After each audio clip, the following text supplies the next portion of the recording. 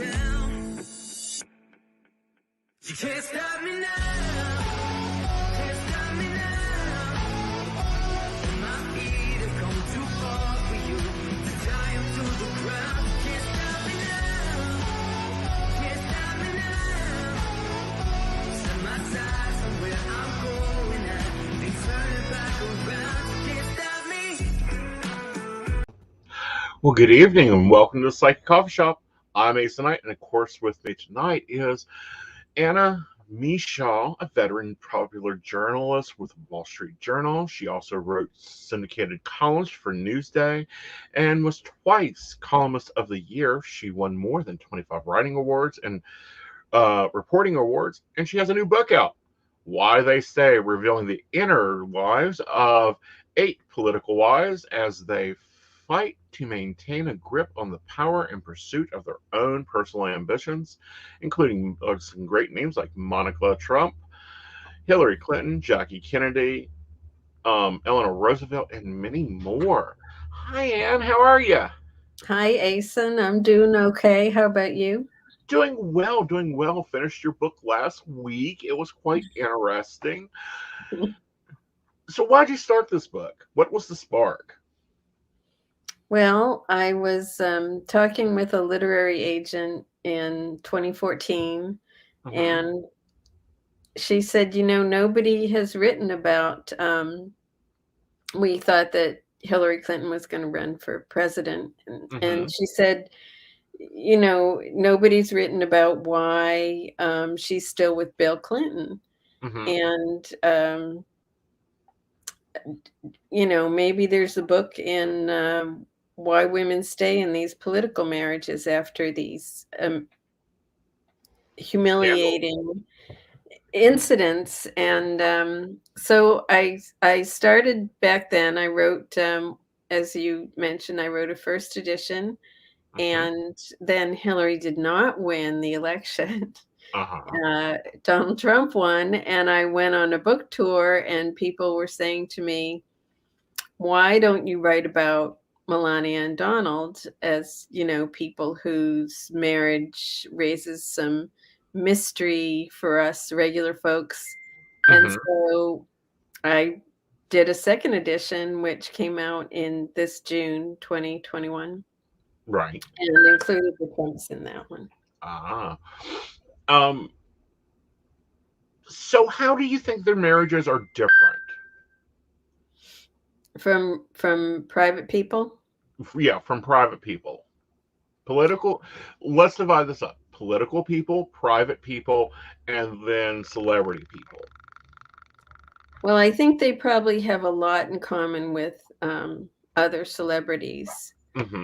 But I also think there are some particular political factors that weigh into the marriage. And I've covered politics. I'm actually not with the Wall Street Journal anymore. I'm two and a half weeks into a new job. I'm editing for Crane's New York Business, which is covers business in New York City and New York State, and also, but we're very much into the politics and government and how that affects business. So things are always kind of moving. Right, and they are because, example, Cuomo. I mean, everyone thought, he was acting as president for the United States because, we had a dum-dum. And then all this came out. Is he dead? Is it done? Well, he doesn't think so. He's rumored to be maybe going to run for his old job. As mayor? Yeah, governor of New York. We have an election coming up next fall. And the woman who was his lieutenant governor, Kathy Hochul, she's running. And we have a couple of other candidates just recently jumped into the race, and his name keeps coming up. Well, when they do polls, they say, of these 5 candidates, and they're including Andrew Cuomo in there too. Right. So I think he's feels wronged, Mm-hmm. and it thinks he's got a shot at his old job. So, what do you think his consultants are telling him? um, they I think they had to write that stuff for him about he's just Italian, and he touches people, because that's Yeah, what but what some of Italians the stuff do. coming out, it was even. I know I'm it's sorry, he's not a little Italian grandma, so he doesn't get by with that. His marinara sauce ain't worth it. no, No, um, but I was so disappointed with him because I was a big backer of him for president in I 20. know. I Yeah. know. It's disappointing when these people whose policies you like and who you've watched, do a good job and rise to the next level. I mean, I was a big Elliot Spitzer fan.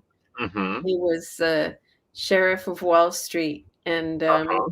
did a lot of good things, holding the rich Wall Street people accountable.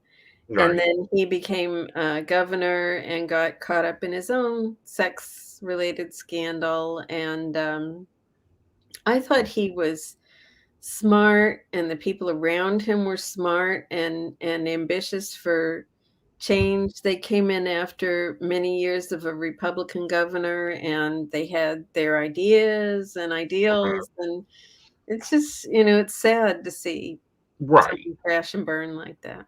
Well, not only that, but to see them just mess the hell up. I mean, Mhm. some of this, it's like, one, I feel bad for the wives. Um, let's go back to the earliest one, the Roosevelts. Now, Mhm. this one is one that a lot of people do not have a lot of history on because they had control of the press during that Mm. time. The press didn't report on Right, sex lives back then. right. Didn't report on sex lives. Most people do not know Roosevelt was in a wheelchair his last term in office. Mhm. What do you think the deal was there with them two? Well, they kept their marriage. I mean, they didn't really have a marriage after she found out that he had been cheating. Hmm. She wanted to have a separate life from Hmm. him. I think her heart was really broken. Right, He always felt like not very attractive, and I think that the fact that he cheated on her with someone who was actually her had been her secretary, and was like a good friend, and confidant. Because secretaries get yeah. into the nitty gritty for these women that are in positional powers, where they have to schedule tea and watch their appointments. And you know, during that day, a secretary was much more than just a secretary. You Mhm. just didn't take a memo; you handled everything for them. Mhm. Mhm. Now that was one of his affairs. He actually had another affair, correct?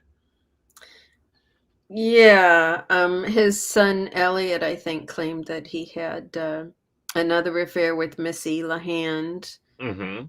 And then I think there was, and I don't know a lot about this, but I think there was a TV movie recently that he had an affair with the some leader in Norway, female leader. Right. And that is debatable because that one would be actually be a national security risk, and I think that's what a lot of the Mm, problems with this is. mhm. Okay, what's your thoughts on Jackie and JFK? Was their marriage a contract, pre-negotiated? Well, I think JFK was under some pressure to find an acceptable wife, Mm-hmm. and Jackie was, fit the bill. Mm-hmm. She was from a good family, and was beautiful, and uh, I think that both of them were raised in families where the man cheated their dads, both of their Hmm. dads, kind Right. of flagrantly. And so I think they both, going into the marriage, I mean, I don't know, can't read their minds, but I Hmm. think they sort of, accepted that a man does this, and a powerful man, Hmm. and, proceeded accordingly. Right. What are some of the common traits you found as you profiled them? Well, I found that the women had, it was funny when I was first discovering this. I was doing the research, and I was in my backyard, and I'd jump up and say to my husband, "Wait, this is another thing that I found that they have in common, and it's true for my latest person as well." And I got Hmm. very excited about it, and so I found 5 traits that I ended up deciding that I saw running through their biographies, all of them.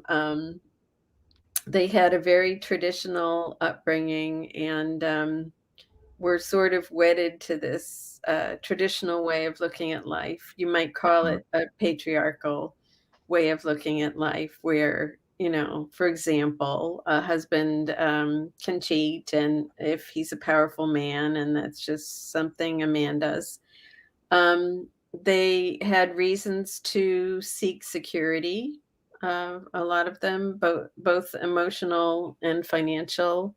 For Hmm. example, Eleanor Roosevelt, both her parents were dead by the time she was 11, and she always was someone who was looking for security.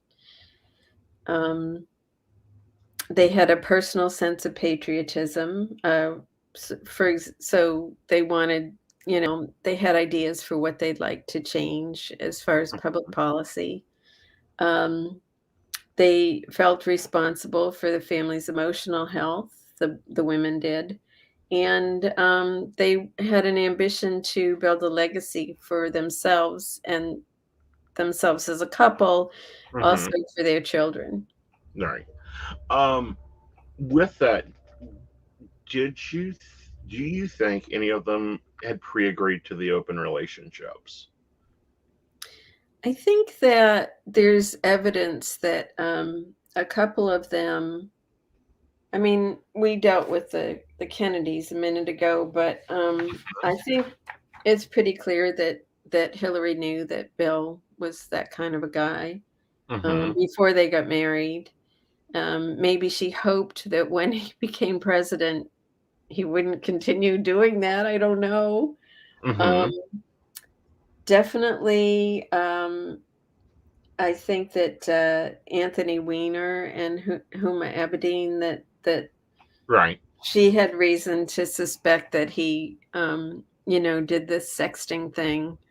Yeah. And Melania, definitely, they broke up for a while when they were dating, because he had gone back to seeing a former girlfriend, Hmm. and then they obviously got back together.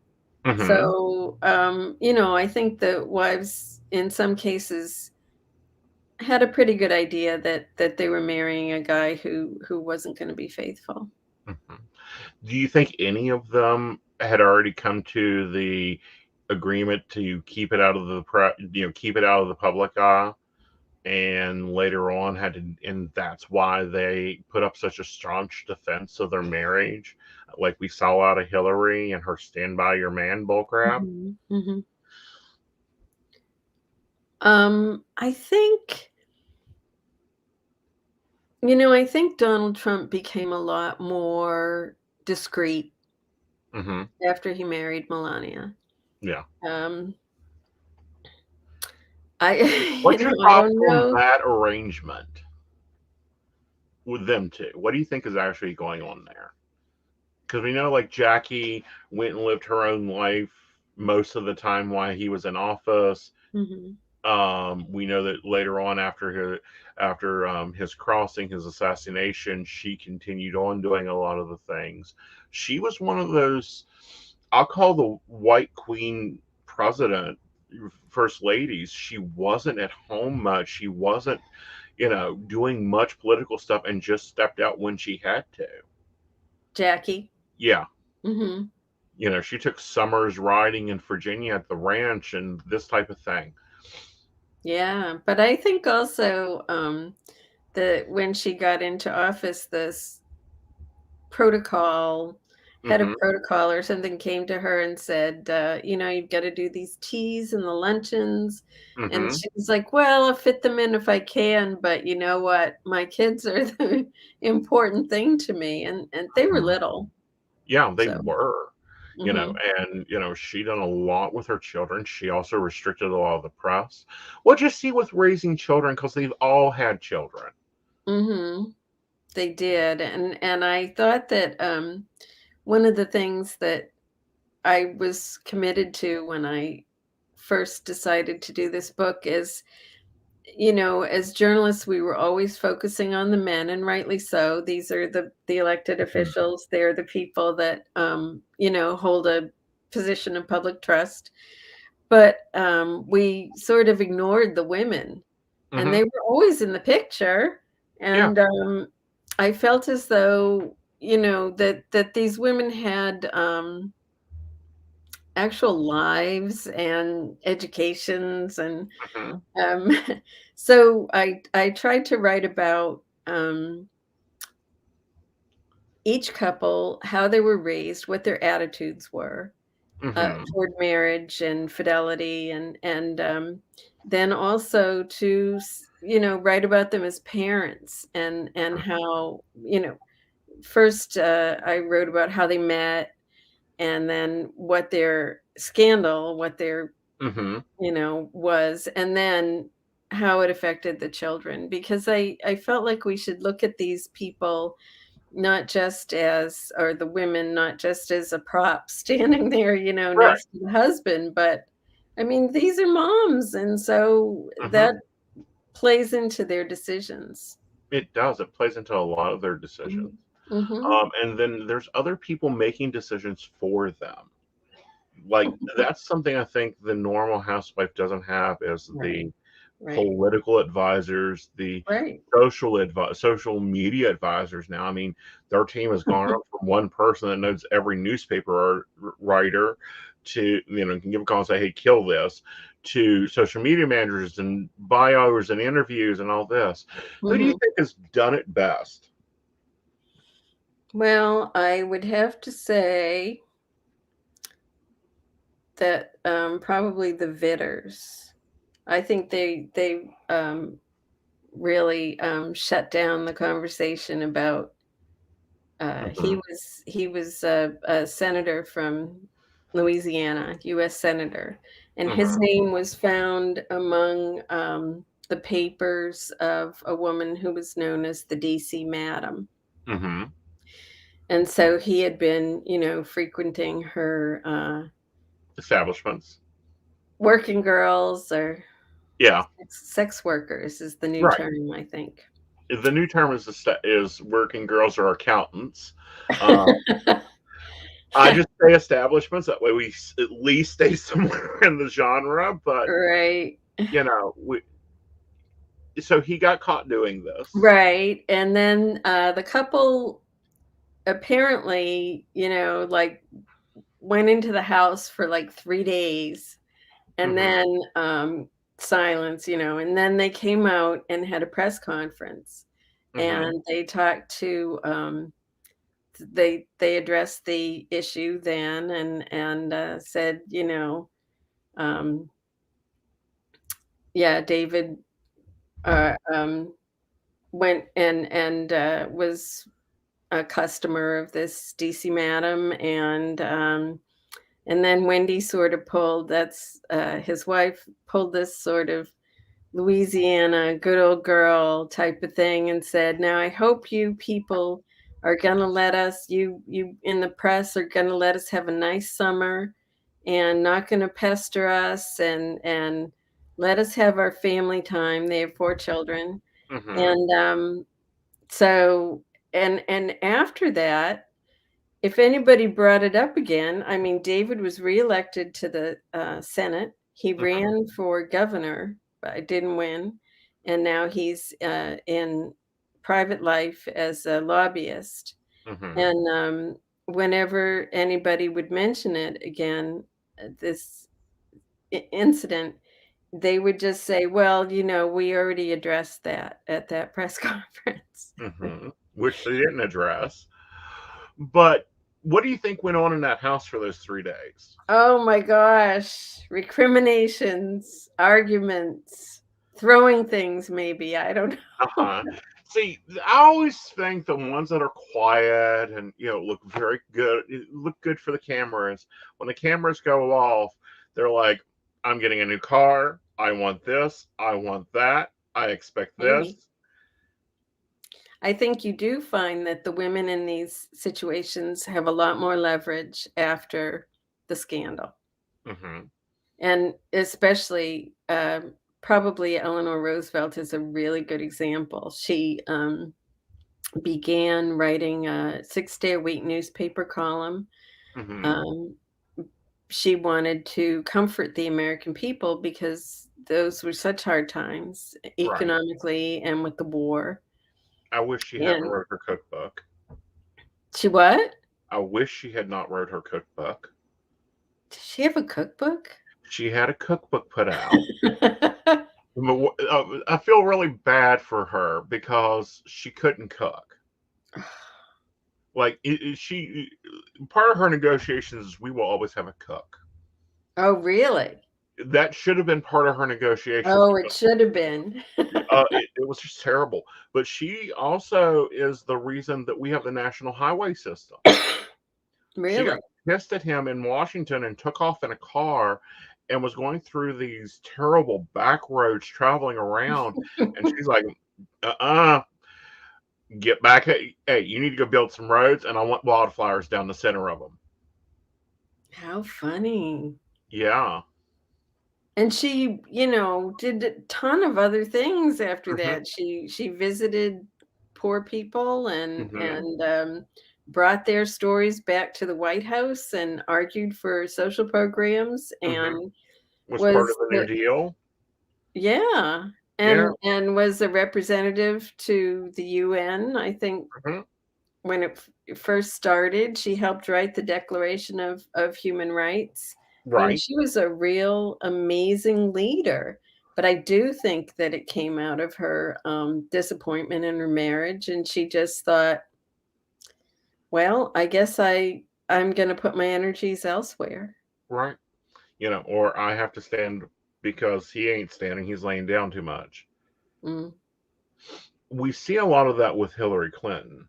mm.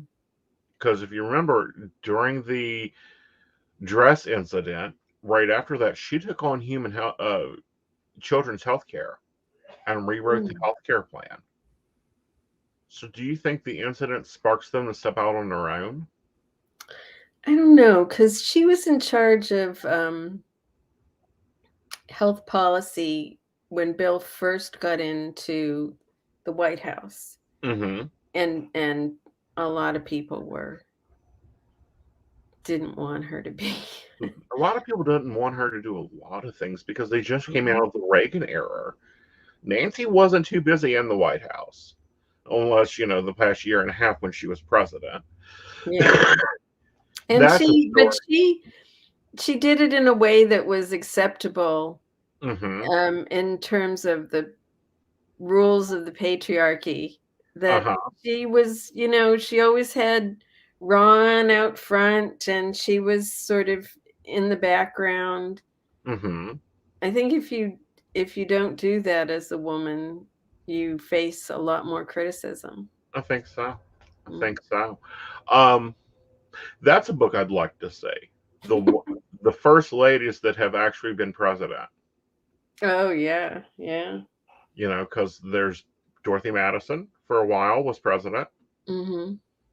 Nancy Reagan for sure. I just read a good one about Lady Bird Johnson. Oh, really? What'd you learn?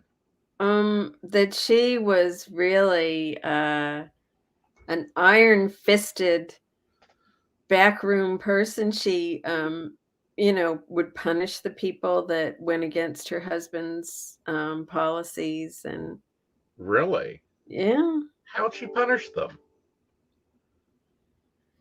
I think I'm not sure I'm going to remember the exact Mm-hmm. ways, but she, got them fired. Mm-hmm. She terminated them. Yeah, I think so. Um, so what's your thoughts on our latest first lady? Jill Melania. Biden, Nah, Melania. Melania. Yeah.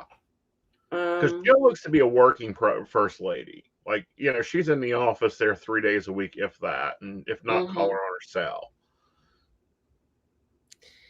Yeah, Melania and Donald, I think, you mentioned that you feel like they have sort of a contract, and Hmm. that's what their marriage is. I think, Donald, it was a third marriage. I think he's not as starry-eyed about marriage, Hmm. and he is a deal maker, and so I think that there is, like, a sense of the, transactional quality to their marriage. Hmm. Well, that's Um, because he got handed it with the first two. Like, this is the only one that he's had a prenup with, I believe. hmm, I don't know. Yeah. Not sure We about know that. that he has a prenup. We don't know the details of the prenup. Um, But I think he might have had one with Ivana as well. I don't think so because she had to sue him for the Hmm, casinos and stuff. hmm. They had it with the I always forget her name. She's in the middle. Marla Maples? Marla Maples. Maya had a prenup there because she didn't walk out with much. Mm. Yeah, I think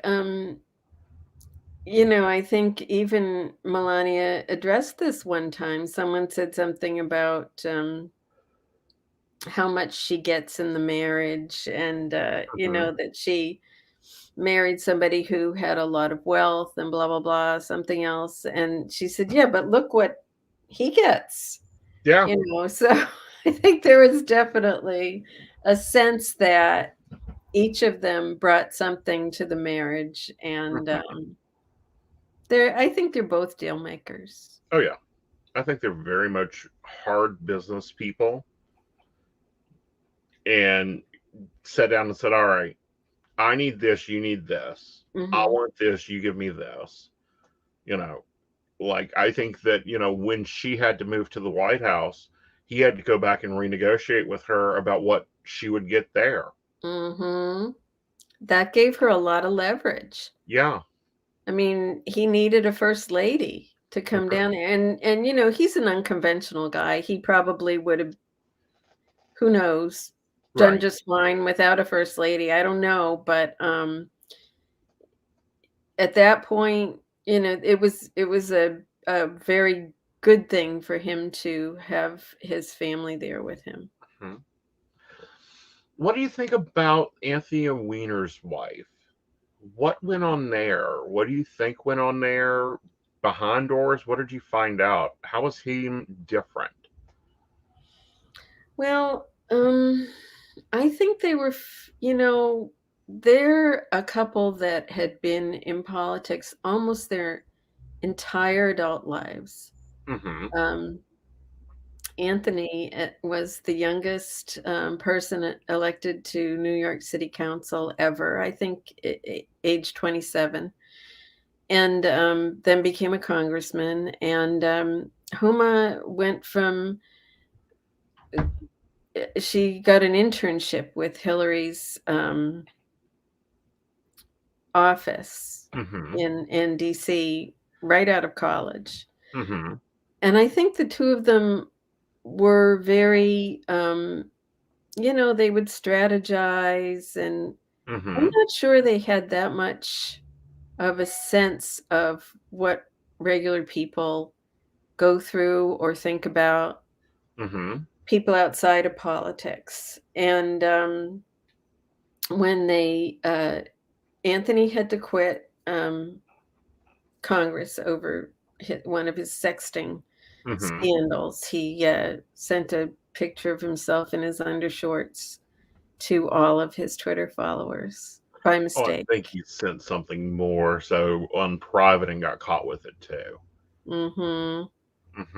Like, we never got the full record of his phone.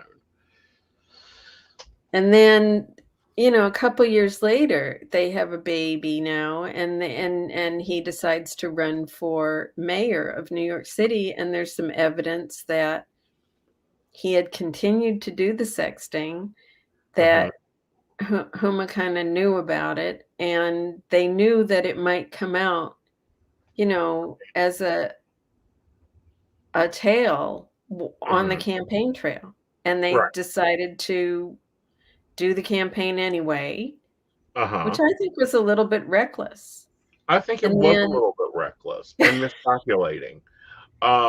yeah, and they thought, well, we can handle it. I I don't know. I mean, I think he was think that being was stupid. Do yeah. you think he got a vase upside the head from Uma on the second attempt? Well, there's a documentary called Wiener. He invited a film crew to follow him around, and you get to see a little bit of the conversation they had after a woman named Sydney Leathers came out and said she had been sexting with Anthony. I'm sure one of the other candidates, dug her up and brought her to New York so she could talk about that, because Anthony was a front runner at the time. And you can see the two of them talking about, okay, now how are we going to deal with this? What are we going to say when we go out in front of the press? And so you see a little bit of their sort of strategizing. And I think, to me, it seems like two people who've been in the political Arena for a while. realm too long, and it's all calculation, and it's, Right. I don't know. But what's the marriage there, do you think, at that Mm. point? What's going on in their marriage then? Is it more of a co-business-ship partnership, or do you feel like there's actually still love there? Yeah, I think they loved each other. And I think that that Huma didn't necessarily see the sexting as cheating. But then he sexted with the son in the room. I think that would have been a problem. Yeah, I think And that then, was. didn't he go into jail? I think he mentioned that the boy was a chick magnet or something. Yeah. That would have done it for me. Yeah. Yes, he did go to jail. He was caught sexting with a 15-year-old girl, so underage, which is a crime. And in the course of investigating this, the FBI looked at his laptop and his wife's laptop, and then James Comey reopened the investigation into Hillary's emails days before the election, and all of that was mixed up together. Right. And Do you think that was an internal after that, he political was. Question. According to Wikipedia, Earth is the planet. I'm sorry, my It's fine. We've got her. Alexa is speaking to me now. How did that happen? Alexa, stop. It commonly happens on the show. Do you think that was an internal political move to bring up, to kind of quiet down what was going on with him? Which move was internal? Opening up the emails on Hillary Clinton again.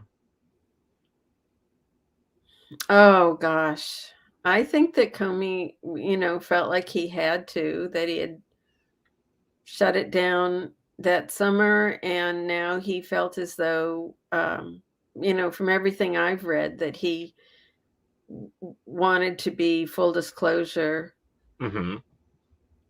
with the American people, but his timing was, I don't. Interesting. I mean, we have at that time, was he a he wasn't a senator anymore, but he was running for office, going Who up was that? for, Anthony? yeah, Wiener, Yeah, he was a private citizen at the time. right. I just find it interesting that one caused one quieted the news on the other. I'm like, someone's got to be playing ball here. Yeah. So, what do you think about Hillary? Is she done with politicism? I think so. She's got a book out. Mm-hmm. Uh, the thriller, I think it's called State of Terror, Mm-hmm. and with Louise Penny, and I attended an online discussion with the two of them last Uh-huh. month, put on by Pen America, and she seemed very, she seemed content. She seemed like she, was reveling in her friendship with Louise Penny and other Mm-hmm. people. She's a grandma. Right. Um, she seemed, I think she'll always be sort of someone that people consult. She's got Mm-hmm. this amazing biography, a Mm-hmm. lot of experience. And a good So political mind. yeah. Because out of all of them, I think she played probably the best hand. Really? In what way? And she was able to deal with the situation. They've moved on. She's made sure gets you know DNCs on everybody that he deals with, so that they can't reveal anything. And she went on to almost, and it's debate on everything, and it's still up in debate to become first, to replace him in office. Mhm. I mean, because we Yeah, can't. I think it was a really, disappointing loss for her, though, in 2016, and, I think that she still carried some of the baggage from Mm-hmm. that, I from the think she was marriage. hurt by him Mhm. politically, Yeah, which I I think think they so thought too. would have been dead. Yeah, I think that, I think people feel as though they didn't understand her decision making, and, that led to a feeling that they couldn't trust her. Mm-hmm. Do you think that he was a burden for her during the campaign? Mm. I think that wasn't there some talk about how he was going out and speaking on her behalf, and it wasn't working very well? Yeah, yeah, but he's never been a good speaker. Like, he has to have a script. Whereas I Bill? think, yeah, I think Bill has to have a script. Hmm.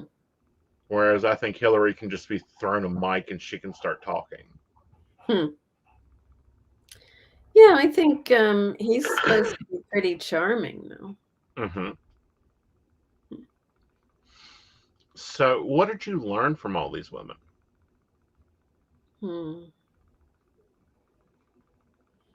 I ended up admiring them more than I thought I would when Really? I first started out. Yeah.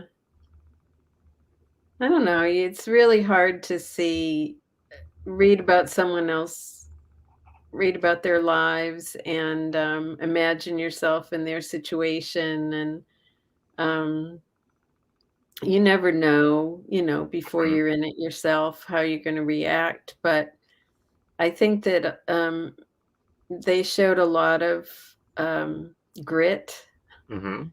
and that was admirable. They showed a lot of uh, determination to have things come out well for their children. Mm-hmm. So I admired a lot of those qualities that I came across. These are strong women. Mm-hmm. Which husband would you, in their place, put in the ground? Put in the ground? Yeah, killed over their cheating. Let's see. I got to look at my list here.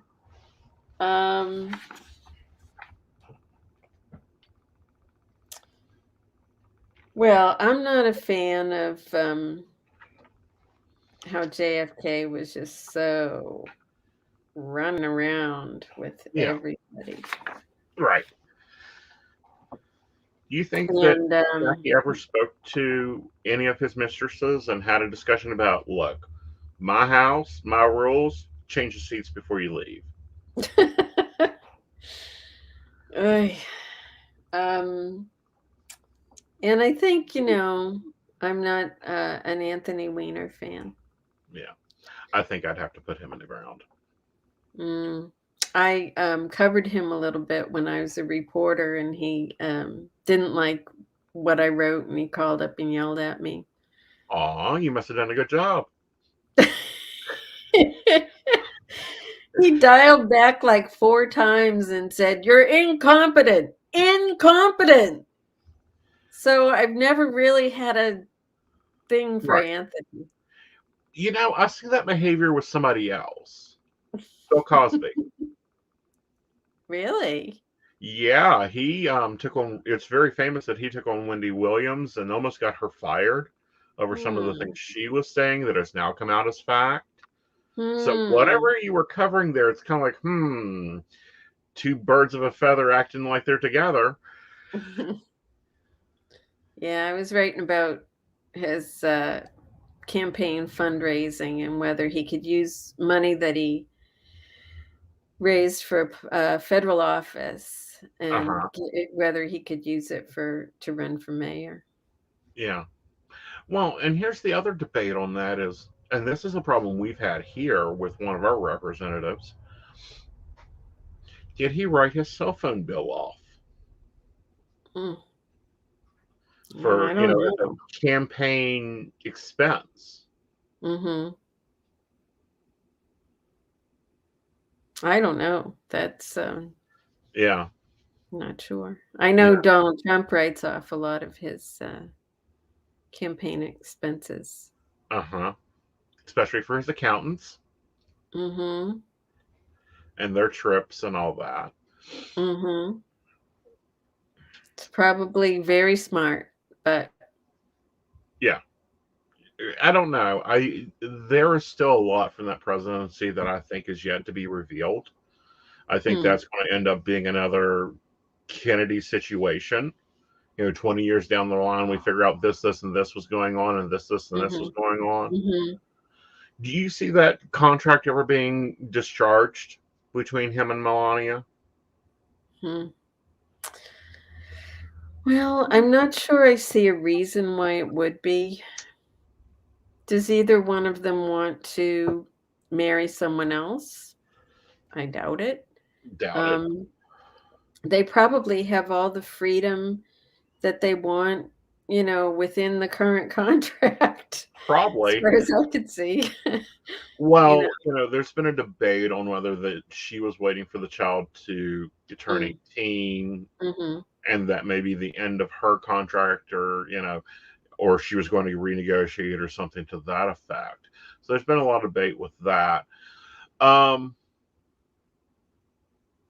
Who did it the worst, in your opinion? Like, they didn't negotiate a contract well, they didn't get anything done right, like they just handled it terribly. Well, I think probably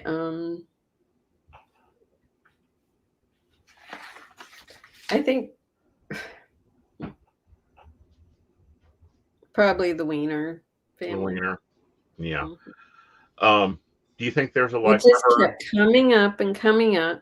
He Mm-hmm. had to quit Congress, then he had the, disastrous mayoral run, Mm-hmm. and I mean, we've got tabloid newspapers in New York, and so it's hard to get anything past them. And but he would show up on the cover of the papers. Mm-hmm. People leaked more uh, pictures and stories about him, and so it's just dribs and drabs all the time. I think if you're going to have a disastrous story about yourself, you sort of want to get through it and put it behind you. And this one just kept coming up and coming up. Mm-hmm. Do you think there's a life for her now that she's divorced him in the political arena? Maybe. I mean, that's what I think about when she had a book come out this Mm-hmm. month. Really? Yeah, she wrote about her life. I think it's called Both and she writes about being having grown up Muslim, and her dad wrote a journal about Muslims. I think he was in Saudi Arabia, and uh, sort of a academic journal, Mm-hmm. and she helped out with that. And so she was really deep in that world of considering what it means to be Muslim and live in the modern world. Her parents, she was born here. Her parents Right. were studying in the US, Mm-hmm. and then they went back to Saudi Arabia. yeah. Yeah. Um, do you think the American people is ready to see that political people have a sex life Yeah. and I getting think that, more accepted? the Trumps just, sort of blew me away with the fact that Donald had so much come out about him in terms of that Access Hollywood tape where he bragged about grabbing Mm-hmm. women and kissing them, um, and then subsequent to that, he had a bunch of women say he had assaulted them or harassed them, and for that not to have mattered in his election. I Mm-hmm. mean, to enough people, right? Because he got elected. Um, to me, that was really shocking. I Yeah. thought, like we talked about Andrew Cuomo and his allegations, he had to quit as governor, Mm. and but Donald Trump gets away with it. Right. It doesn't make any sense to me. Right. Because like right now, the judicial board, and I believe it's either Kansas or Wisconsin, is having to review um, whether the it is okay for a judge. And the situation was the judge and the wife are swingers, and the judge, one of their swinging compliments, hooked up with a wife of the another swinging couple outside of the swinging situation. The husband got mad and took it to the judicial review board over the text messages. So now the judicial review board is having to figure out if it is against judge just behavioral to send dick pics, even if they're consensual dick pics. And I'm like, if he was a senator, a mayor of even a two light district, this would be making more news. What's your thoughts? Well, I do think that people have a right to have a sex life, Mm-hmm. and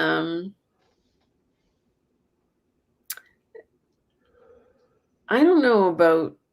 Yeah, I mean, a judge, that's a position of trust. Mm-hmm. You want someone who's got good judgment, right? Right. Judge. Would hope. So, And um, family law judge. So that's even a little mm, more like, eh. Is That's that really really a important position you stuff. want, Yeah. you know, your, Friday night hookup show up in divorce court on Monday and go, oh, Mm. I know you, judge. You know me. Yeah. Mm-hmm. So that's where they're all weighing into this.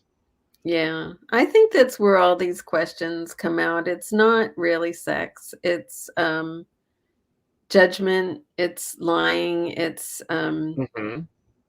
can we trust this person? Right. So what's your next book? Well, having just started this new job, I feel sort of sucked into the all of the challenges that accompany that, and they're fun challenges. I'm really enjoying it. Cool. But the other idea I had came out of this research, which one of Roosevelt's kids, Elliot, tried to have his fourth wife committed to a mental asylum, and she was having a lot of uh, nervous breakdown type um, Hmm. Behavior. symptoms at the time. But he also wanted to take her money, and he wanted to marry wife number 5. Oh my And goodness. so it was sort of an abuse, and the woman, Minoa Bell was her name. She found out what he was doing and prevented it. Uh-huh. And her papers are available. I'm Hmm. in the process of trying to get those. So I thought maybe that it would be a good story about how rich people abused the involuntary commitment rules, laws, and my sister has a story too. She lives in Virginia, and she had done some research on the history of local history. They were in Charlottesville, Hmm. and there was a couple, 2 brothers, and one of them had the other one committed. And Hmm. then he got out, and he wrote a book called Who's Crazy Now? And Uh-huh. so I just thought That'll be these interesting, especially these with stories current are kind data. of I mean, Britney Spears is just 4 days free from what many believe was an improper conservatorship, and mhm, there's a mhm, lot of people that situation is bringing to light, that it's been going on for years. mm. Yeah, I think, the abuse of the system like that, Hmm. that makes for good stories, and a sense of, this isn't just or fair. Hmm. People always like to read about Right. those things, I think. Right. Well, what do you like writing about? You cover a lot of political now. You're covering the business world. Mhm. What do you enjoy writing? What's your fun write? Mm. Well, I'm working on an essay about, we're talking a lot about, how disrespect in the workplace, and that everybody talks about microaggressions now, and sexual harassment. There's stories all the time, and another story coming out. And my argument in this essay is to say that you know the social contract, and people are quitting their jobs in record numbers, right? Right. And so I'm saying that there's a little more to it than just what we're able to put our finger on in terms of sexual harassment or Mm-hmm. Poor work quality. microaggressions, or I think that there's there needs to be just more respect for the contract between employers and employees. When Mm-hmm. you go to work, you're there to trade your time for money, but you shouldn't have to be humiliated. You shouldn't have to, none of this. I think that if anybody's like, if it's a mystery to anybody why people would quit their jobs, it's just this lack of respect. Well, So, it's not only a lack of respect. I think it's a disconnection, because a what lot do you of mean? CEOs, a lot of executives have no idea what their warehouse people do, or their printer Mhm. people, or their support people. They have no clue how to do that job, Mhm. but they're making decisions about it. Mhm. Yep, that's another good point. You know, they have, you know, and I think that that is a big disconnect that we see nowadays, because if we go back 40, 50 years, most people in power started at the bottom rung and worked their way up Mhm. and knew every job around there. I mean, if we look at um, one of the stories that I've always been impressed with is the founder of Walmart. Oh Every yeah, Sam day he Walton. was in a store. Every day he was stocking or talking to stockmen or doing this or doing that, but he's the CEO. He Mhm. knew every store and at least one employee's name in every store. We don't see that out of Hmm. CEOs. Mm-mm. And it's like we don't see, I don't see a lot of people writing about our dragon ladies. Like who? Like the lady that was the CEO for Yahoo and is no longer there, the CEO of YouTube, the female CEOs, how they're shown in such a different light. Nobody writes about that. No one talks about that. Or the devil, some people call it the devil wears Prada effect. Mhm. And I think that's so unjust, unfair. So that And we're not writing about them? we're not sharing their stories, how they got there. What choices do they have to make differently than their male CEOs? Mm. What choices they've made differently because they're women? Yeah. It's a good question. You Maybe know, that'll be my next book. that'd be interesting. That'd be interesting. Because I think that, and your book really brings it out. Um, Women may have to make different decisions than men. Mhm. We have our vice, female vice dude now. No one's really Mhm. covering him. Yeah. No one's really talking about him as much as we have seen coming out of, when we've had other vice president ladies, what they're doing, where they're doing.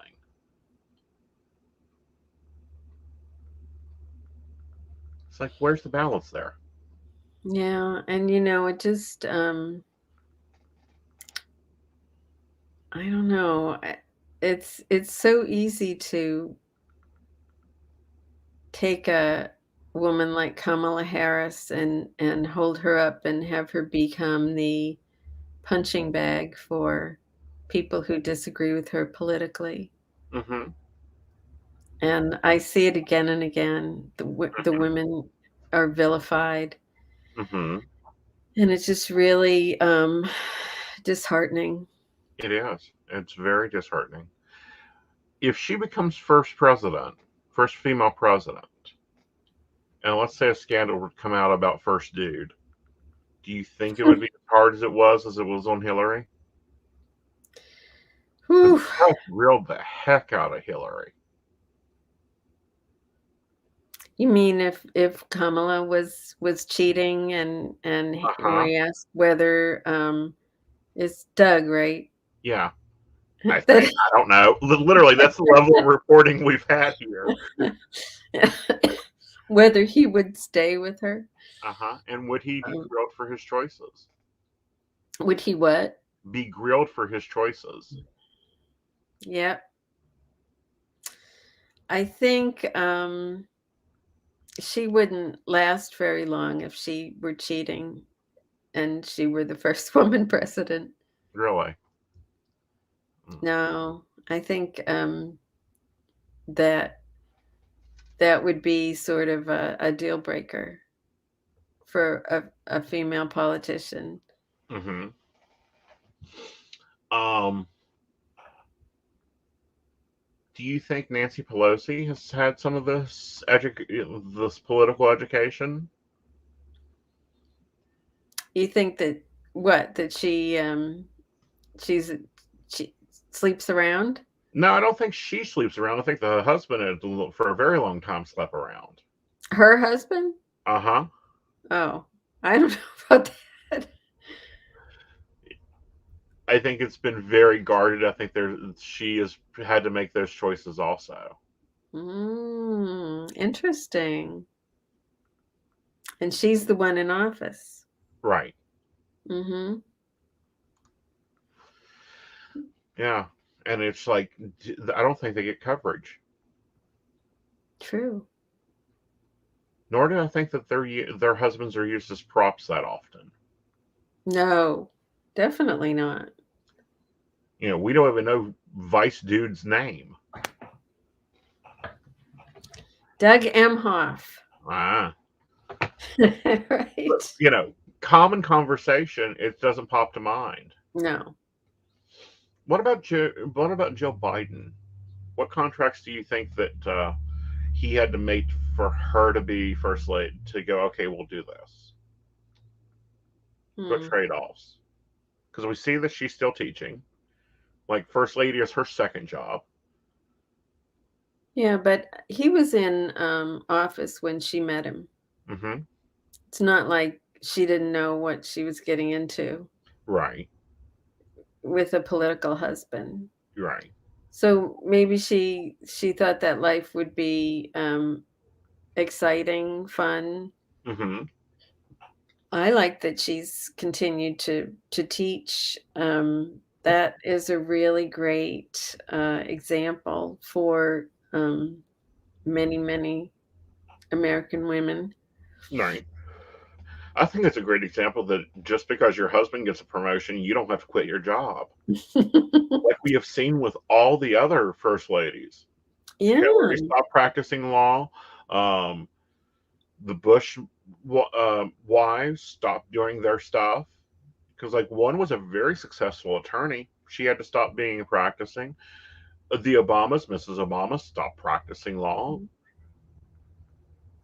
Well, I think Jill Biden has said that she likes what she does, Mm-hmm. and that's really cool. To have to not just be the and I think it's great to be a wife, but to have also that other identity as Mm-hmm. a working person. Mm-hmm. And not just the social life. Mm-hmm. Do you think that the Rose Garden will be put back to where it belonged? Oh, I don't know about the Rose Garden. What's the deal with that? Melania destroying the Rose Garden, Jackie's Rose Garden. Mm. Oh, Because she thought about it being, that she was going to be there for another 8 years, so she redone the Rose Garden. hmm. And it's Yeah, like, I guess she thought they were going to win again. yeah, Maybe they'll go back, right? Isn't he going to run? I hope not.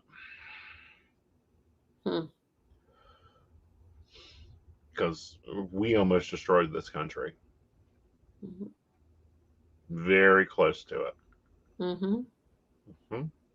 That was an extraordinary thing to live through. Yeah. What's been your favorite part of journalism? I love meeting the people I have, being able to go and ask the questions, learn about the world, how it works, see it through other people's eyes, hear, how they're thinking. I just really, really enjoy that being a student of Hmm. humans. That's a fun education there. What's been your hardest interview? Mm.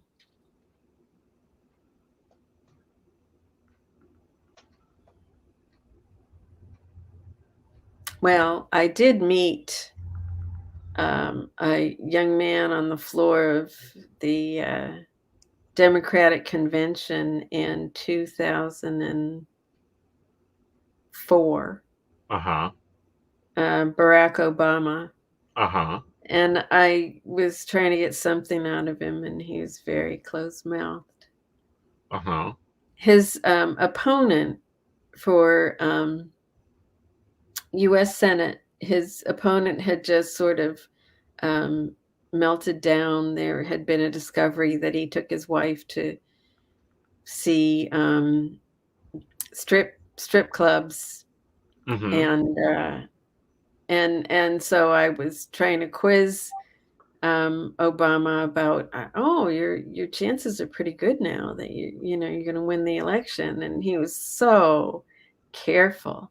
It's like, Uh-huh. well, it won't, we won't know until it's been Done. done, and I'm like, Yeah. oh, come on, let loose a little. But no, he was very serious Mm-hmm. and careful. Who's the harder negotiator in that marriage, do you think, Michelle or him?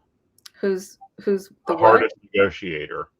Oh, I've heard Michelle is really tough. Ah, very Hmm. interesting. Very interesting. So what has been your Balbara Walters moment in your career Where people revealed something to me. that you didn't even see coming? Um, hmm.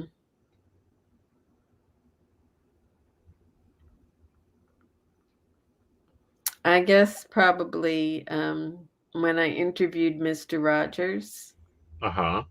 and he did the X the Owl voice for me. Uh-huh. How cool. Yeah, he was great. Yeah. What He the was, I didn't know it at the time. He was terminally ill. Oh, And, wow. I found out later, but he was a sweetheart. Yeah. He was very amazing. He's done a lot of I think he influenced a lot of us. Definitely. Yeah, I think he influenced a lot of behavior, a lot of thoughts. I think he's one of those ones that's left an echo. Hmm.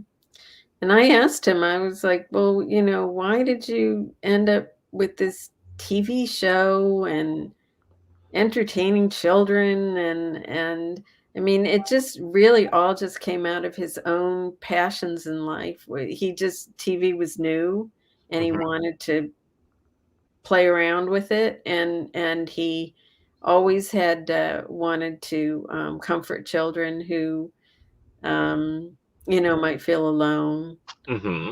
and not know how to deal with their feelings. Hmm. Um, And I think he's and the first one to start acknowledging children having feelings. I know.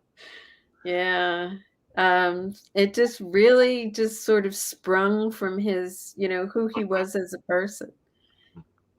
And Very. how wonderful to like put together this thing that no one had considered before, and he just uh it was very original, I Hmm. guess. Hmm. Very, very original. Hmm. Um, I don't think we've seen much creativity like his for a very long time. Because I'm sorry, I have nephews and nieces, and I see the television they program to children now, and I'm like, oh, I remember that. Yeah, that was an episode of this, and it's a lot with TV that way. Hmm. Yeah. Repetition. Mhm. So you're an editor now. Is this the Hmm. first time taking the editor's chair, or? I've done some editing, but this one is really particularly fun because I have three reporters Hmm. reporting to me. One is the political reporter, Hmm. and and one covers tourism, hospitality, restaurants, which is a big deal in New York, Right. obviously. Obviously, I mean, it's most of y'all's income Yeah. that's made in the city. And the other, he just started. So I think he's going to cover arts and climate change. So Ooh, that's going to that'll be. be some very interesting ones. Mm-hmm. And it's just really fun to follow them along with the stories they're getting and tinker with them. Mm-hmm. And I like like to see I the like to impressions. rewrite stuff and just it just feels like maybe like cooking does to some people. It's just Mm-hmm. really feels creative and something I know how to do. And so Mm-hmm. yeah. So have you figured out what you're going to say when you get that political person or that restaurant calling you and going, "You can't run this, you can't run this"? Um, yeah, I've gotten those calls my entire career. Oh, okay. You just send them to voicemail? No, I just, just lay down the law. Uh-huh. What's the hardest thing about being in the press? Mm. It's really hard lately to have people. Um, I have a sort of a folksy story about it, I guess. It's hard to have people constantly talking about how the press can't be trusted. Um, when I was in a book club when I lived in Pittsburgh, and my kids were really little, and they were all women, and we read a book by Bernard. I'm gonna forget his last name. It was called Bias, Mm-hmm. and it was all about the press being, twisting stories so that they could get their own spin on things. Mm-hmm. And all the women in my book club were like, "Oh, those press people are so evil." And I'm like, "Yeah, but I'm right here, and you know me, and Mm-hmm. I'm really just trying to do a good job. And sometimes my humanity comes in and I make mistakes, Mm-hmm. or I, assume something, or, Right. and I was so disheartened and frustrated by that conversation, and I just feel like it's metastasized.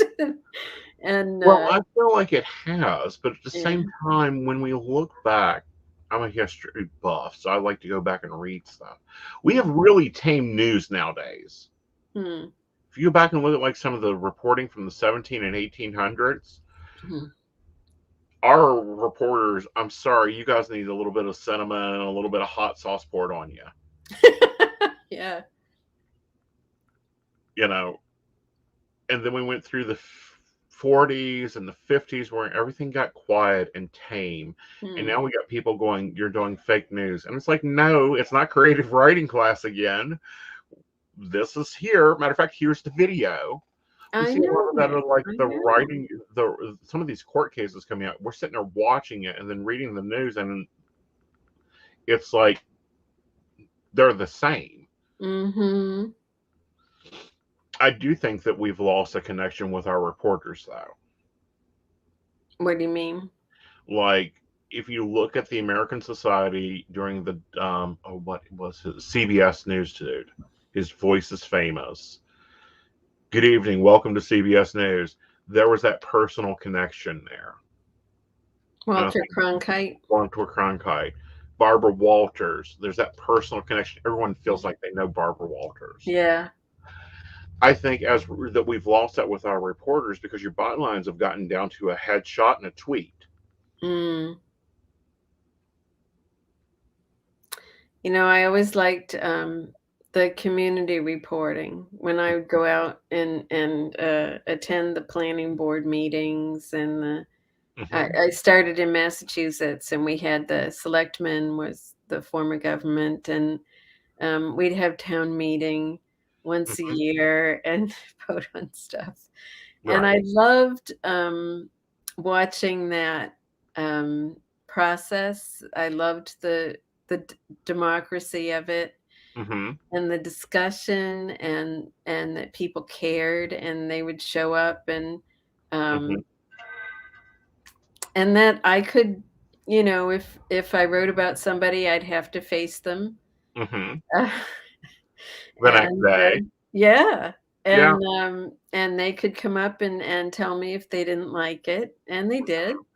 Yeah. Um, so, you know, if people would come up and say, I attended the same meeting you did, and that what I read in the paper wasn't what I saw at all, and Mhm. just A you good know, perspective. oh my gosh. But I liked that people felt that sense of ownership of Mm-hmm. the local person who was Mm-hmm. covering the news. Yeah. You know. And I think that we lose that a lot. Mhm. I think we've lost that. When I Yeah. think that with the age of social media, now you can literally subscribe and follow and get connected in with these people Mhm. and really get to have more of a view of their perspective. Do I think the news is biased? No. Do I think there are some news stations that should be shut down? Yes. Fox News, bye bye. What is it? The Daily Beast or whatever should be like stuck beside the Inquirer Mhm. because I don't know where they're getting their stuff. There are a lot of trusted voices emerging though. Mm-hmm. Like, isn't that the Substack? Is that the name of the service that um, puts out? Um, well, who do I follow? Heather Cox Richardson. She's Mm-hmm. pretty good. And there are other people you can just follow them, and over time, I think you get a sense of whether you can trust them. Mm-hmm. And I like that people have to build that trust with readers. Yeah, I think it's good. Hmm. Um, how do you see journalism changing? Well, I feel just heartsick about how we've lost so many local news outlets. Mm-hmm. I mean, I think the cynic in me thinks that local governments will be able to get away with anything. Oh, I agree. Yeah. And that's very bad. And also, but I also think that having that touch, that Mm-hmm. those relationships between community members and local reporters, Mm-hmm. that's really healthy, and that if you don't have people writing about local issues, it's an opportunity missed for the community to be involved. I think that it's an opportunity missed. I also think that it allows these baby political people that maybe shouldn't be in it to pull off some huge stunts in between it Mhm. because they aren't checked. There's a reason the press is mentioned in the Constitution. That's because we need it. Mhm.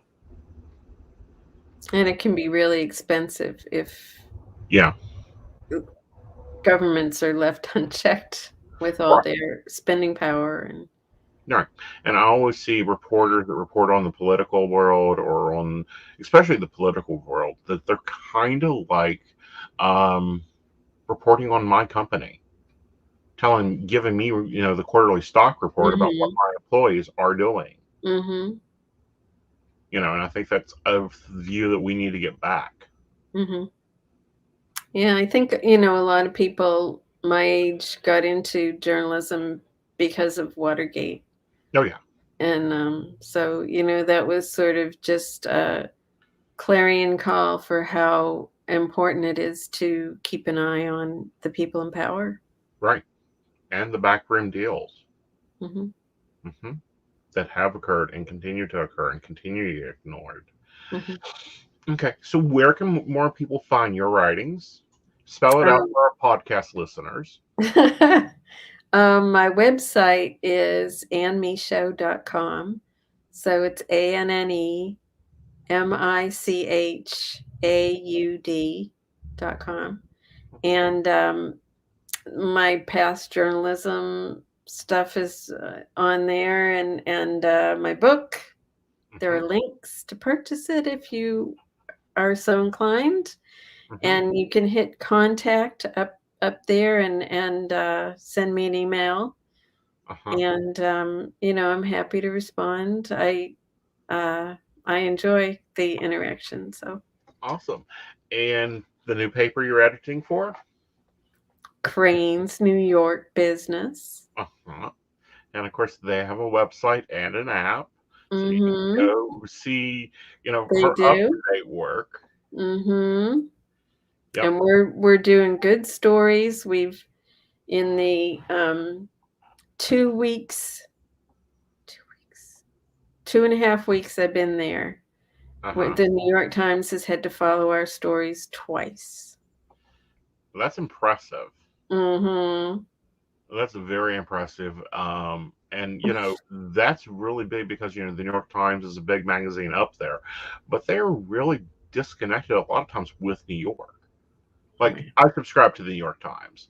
I also subscribe to the Washington Post. Mm-hmm. The New York Times has a lot of AP stuff, and I'm like, where's your reporters? Mm-hmm. Why are you just copying the AP article? Yep. Yep. So congratulations on your new position. Come back Thank when the you. next book comes out. We'll have a cup of coffee and talk about it. That sounds great. Okay. All right, darling. Bye, Good darling. luck to you. Good Thank luck to you. you. All right, guys. Let's get Joe in here in the seat. Yay. Hello, darlings. How are you? Oh, pretty good. Oh, let me tell you, I thought I was just going to sit here and knock a few things out while sitting on standby. And yeah, it's been fun. Uh-huh. Um, oh, yeah, because I actually had a client while I was waiting in standby that popped in with a computer problem. Oh, okay. So yeah, I was sitting here like I've got like one client's project open. I'm remoting into another client's machine. I'm watching the live stream and checking the comments, and I'm just like, And okay. bibbity boppity boop for me. I did. Bashit Mudisiru was blocked. Yeah, bibbity Boop, boppity boom. boop. Yeah, Yep. we unfortunately we don't do the segment switches when I have authors on. No, the show has been on for over 13 years. Yeah, well, all totaled, yeah. Yeah, Yeah. it's been a while. But yeah, Ashley has some questions. Well, Ashley's mother-in-law has some questions, then Ashley has a question. Hmm. But no, it's not our first. Well, I don't know. How long has it been that we've been on here? That we've been doing actual podcasting or not, you know what I mean? Video Right. is what I'm trying to get out of my Let mouth. me go look, actually. Oh, Ashley got confused by your anniversary post. Yes, that is actually a Yeah. show that's coming up this Sunday. It will be the anniversary of the Psychic Coffee Shop. Mm-hmm. We came out. Let me go to Blog Talk. Okay, this is how long we have been on. It's a very long time. Oh yeah. No, it's not the first one. Uh, oh no. What is Um, it, like the 20th anniversary? No, it's not that many, is it? right. No. Like the Yeah. show can't drink yet. No, the show can't drink. My Keen account can get a learner's permit. Yep, Uh, your keen anniversary. Like you have a lot of anniversaries this I month. Did we do point in that out? November. So November is yeah, a big anniversary year for me. Anniversary yes. month. Yeah, so it's 15 years on Keen. Uh-huh. Just hit that milestone. That was last weekend. This coming weekend, you're hitting on the 21st, you're hitting the Psychic Coffee Shop anniversary, which waiting for you to get in there on Blog Talk, figure out how far back They that goes. deleted our account finally. What? Yeah. Oh no.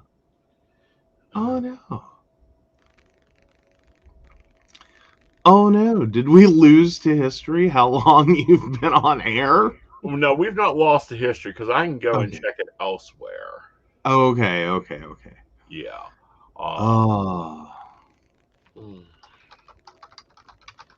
Ah.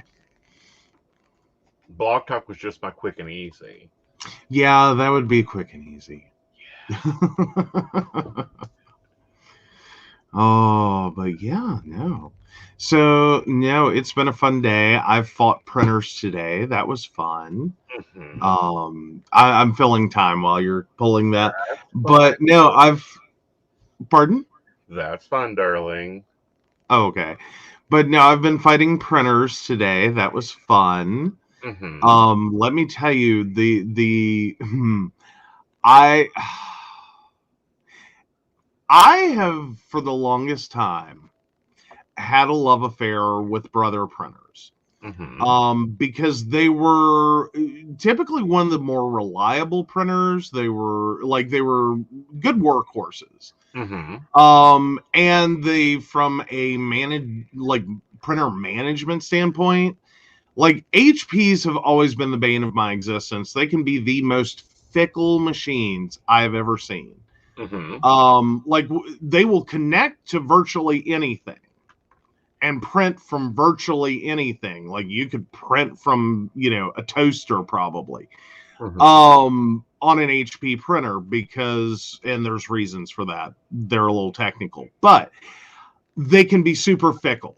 Right. About you have to do this way and you have to do this way, and then the printer itself usually requires a fair amount of maintenance. Right. They kind of, like, HP printers break down a fair amount.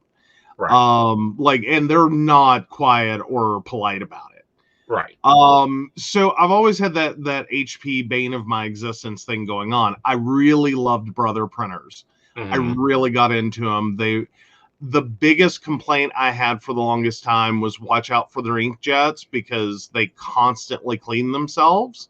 So if you leave that power on, it will scare the hell out of you in the middle of the night because they don't the inkjet Brother printers have never cleaned quietly.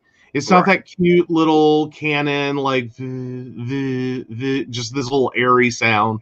It's this hardcore, like kind of thing that in the middle of the night in like a dead silent house will scare the bejesus out of you and wake you up because it sounds like someone's running a garbage disposal. Right. Because it's that aggressive with cleaning, and it's a little scary. And that was my biggest complaint for the longest time. And I don't know what happened, but in the last couple of firmware releases, and it's kind of a few different things. In the last few firmware releases over the last couple of years, and coupled with some wonky Windows updates, and additionally some changes in Wi-Fi, especially like if you're connecting those printers via Wi-Fi, they have become just as aggravating as HPs, if not more so, because there's no real clear answer. Like, okay, what the hell is the problem, and how do I fix it and make it stay happy? So yeah, that's where I ended up with a client today. It was kind of crazy. So we took that printer down and we went with a different, totally different printer that they actually happen to already have. And it, like, Epson, can we just talk about your little, like your iconography and your color coding. Because giving me a Wi-Fi icon that is pale gray, and that means disconnected, and a pale blue connected icon, like they're literally the same icon in two different colors, really flippin' confusing. Because I thought this printer, like I had connected, it downloaded firmware. I thought it came back online and reconnected, so I went and was trying to get it set up. And it took me 2.5 hours of sitting there going, I don't know what the hell is wrong. Because it kept telling me in the software, cannot find printer, cannot find printer. I've rebooted everything. And then I finally got the bright idea. Okay, we're going to go print the settings, the network settings on this printer, and we're going to figure this out. And that's when I see it in black and white on paper. Connection status disconnected. Are you flipping kidding me? Right. Like, and I'm looking at it and I'm like, I honestly cannot tell the difference on that, because it's a Workforce, by the way. This little tiny Workforce printer has this like screen that is like no bigger than this. It's barely bigger than a postage stamp, where all of this is being displayed, you know, the connection status and information and, you know, instructions and all this. It's this little, like I've had cell phones with bigger screens, old school flip phone cell phones with bigger screens. And it was it drove me crazy. And I was just like, but once connected, it set up beautifully. It was a very happy little printer and everything went wonderfully. And all I could do is look at this client and go, are you sure the office is not built upon an Indian burial ground? Because I don't have a lot of explanations. They have, in just the short period of time they have been there, I have seen some of the wonkiest things in that building with technology. And it's like, I could get totally behind, like, something I can't corporeally see is fucking with shit. Okay, 7 from 21 is? 7 from 21 is 14. Yes, so the podcast is 14 years old. All right, so 15 years on Keen, and then you were on Keen for like a year, and then you went, you know what would be cool? Well, no, before I was doing a show over on GGM Radio, which, you know, I guest host a lot of times with Amanda on Messages of Light on GGM Radio. But before that, they done a show called People Are Talking. And I was doing that regularly. Then. Now, was that after you started Keen or before Keen? Before Keen. Okay. So I've been probably podcasting and that type of thing for 20-some years. And then if we go into live chat streams and all that, back to Yahoo days, we can go back to 2002. Oh, wow. Yeah.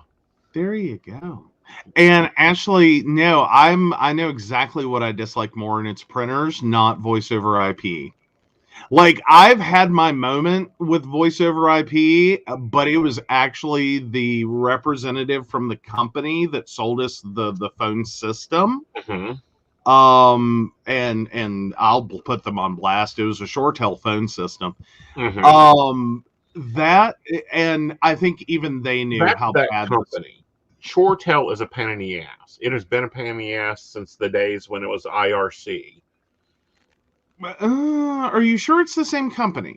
Yep. Okay. But now with the ShoreTel rep we had, I think even the company knew how bad he was. Oh yeah. Because he did not make it very long. But what killed me on him was he sat a server up for our voice over IP phone system. This was part of the contract. He's going to come in, set up the server, do all this, provision everything the first time. This is all supposed to run smooth. And technically it did. I don't know. And granted, you got to go back. This has been a few years. But I don't know who decided to cheap out. And it may have been our company. I will freely admit that. It may have been our company that decided to cheap out on storage. But they cheaped out on storage. Right. And it was this little teeny tiny, like 60 gig hard drive. Now, granted, in like a RAID array. But it was 60 gigs of total storage. And he crammed Windows. Oh, no, it wasn't. It was a 40 gig RAID array. That was the total storage, was 40 gigs. He set up Windows on a 4 gig Windows Server Edition, 4 gig partition. Okay, guys, for those of you who don't know, that is the bare minimum to install, not use, install Windows Server on back in the day. So what happened, because this was all going great, well, fine and good, but we didn't know some things because we didn't pay much attention and we weren't getting a lot of alerts from the server or any. So they ship out this CD of their updated ShoreTel server software. And I planned this evening to stay late after the entire business is shut down and upgrade our voice over IP phone system. And I put this disk in and I launch the update and it crashes in the middle of the update, the installation part. And says not enough space. And I went, oh, that's hilarious. Right. And I tried again. I figured, okay, it's a glitch. And this is not a short process. This is an actual very complex, like long installation. And it does it again. And I finally get the intelligence to go look at what's our actual storage space. And come to find out the server had maxed its Windows partition. It had quit installing security updates, Windows updates. It had quit installing everything. Right. Because the hard drive was out of space. So in the middle of the night, I got to call and let my boss know that I could not update our phone system and we would be spending at some future point a lovely evening reprovisioning our server. That's a moment. Like, that ticked me off. But other than that, like, once we got through that hiccup, and I was ready to kill our rep, I was like, how could you do this to us? And believe me, I blessed out the company, and I have to say that, and I find it hilarious now. I did not, in that moment, find that funny at all. Right. So I was very terse with what in the hell was our representative thinking? Right. Doing that. So, no, I honestly, though, even after that experience, I'll take voice over IP any day. Right. Oh, yeah. Working with Frontier and voice over IP lines drove me up the damn walls. Ashley, I can understand, and I think your bigger problem is Frontier. They're like, yeah. Yeah, I could see that being a total nightmare. Yes. Oh, but no, printers, I want to know who designs the software for printers and why the hell we are working off of some, 1999 circa somewhere between 1999 and 2003 cell phone operating system inside a printer. Right. Because that's what it feels like every time. Yeah. Why are we using Why are we using something that feels like a stupid cell phone operating system and a stupid screen that you wouldn't even put in a cell phone? Right. Like, you wouldn't even put that screen in a child's toy. Right. Why? Why is this our input-output method for these devices? Like, I don't get it. I really don't. Because parent companies don't want to innovate. You know, I get there's a price point of what people will pay, but anymore, some of these printers, it's like you get this, like you get the same crap on like a say $75 printer Mm-hmm. as you do on like a $1,000 printer. Right. Because it's not like HP ever came out with a brilliant, intelligent system either. No. And let me tell you, on some of those machines, you damn near need it. Right. Because there's just too much going on. But yeah, all right. So we're ready to take Ashley's mother-in-law? Yeah, we'll take Miss Mother-in-law first. All righty. So Ashley's mother-in-law, 92971, is someone I'm involved with hacking my phone. Will Joshua and I end up married? Those are two very different questions. All right. First of the phone hacking. Nope, I feel like it's just the phone. Ooh. Yeah, it's a problem in general. It needs a reset. All right. So Joshua and you ending up married. Well, there's a lot of choices and options with this one. I'll be honest. The answer is maybe. You aren't there yet. Okay. So they're still early enough on, we're not sure, or like, There's too this many could go options. anyway. Yes. Yeah. All righty. And then Ashley actually asks for herself, 82696, what's going on with my love life and marriage? All right, let's take a look here.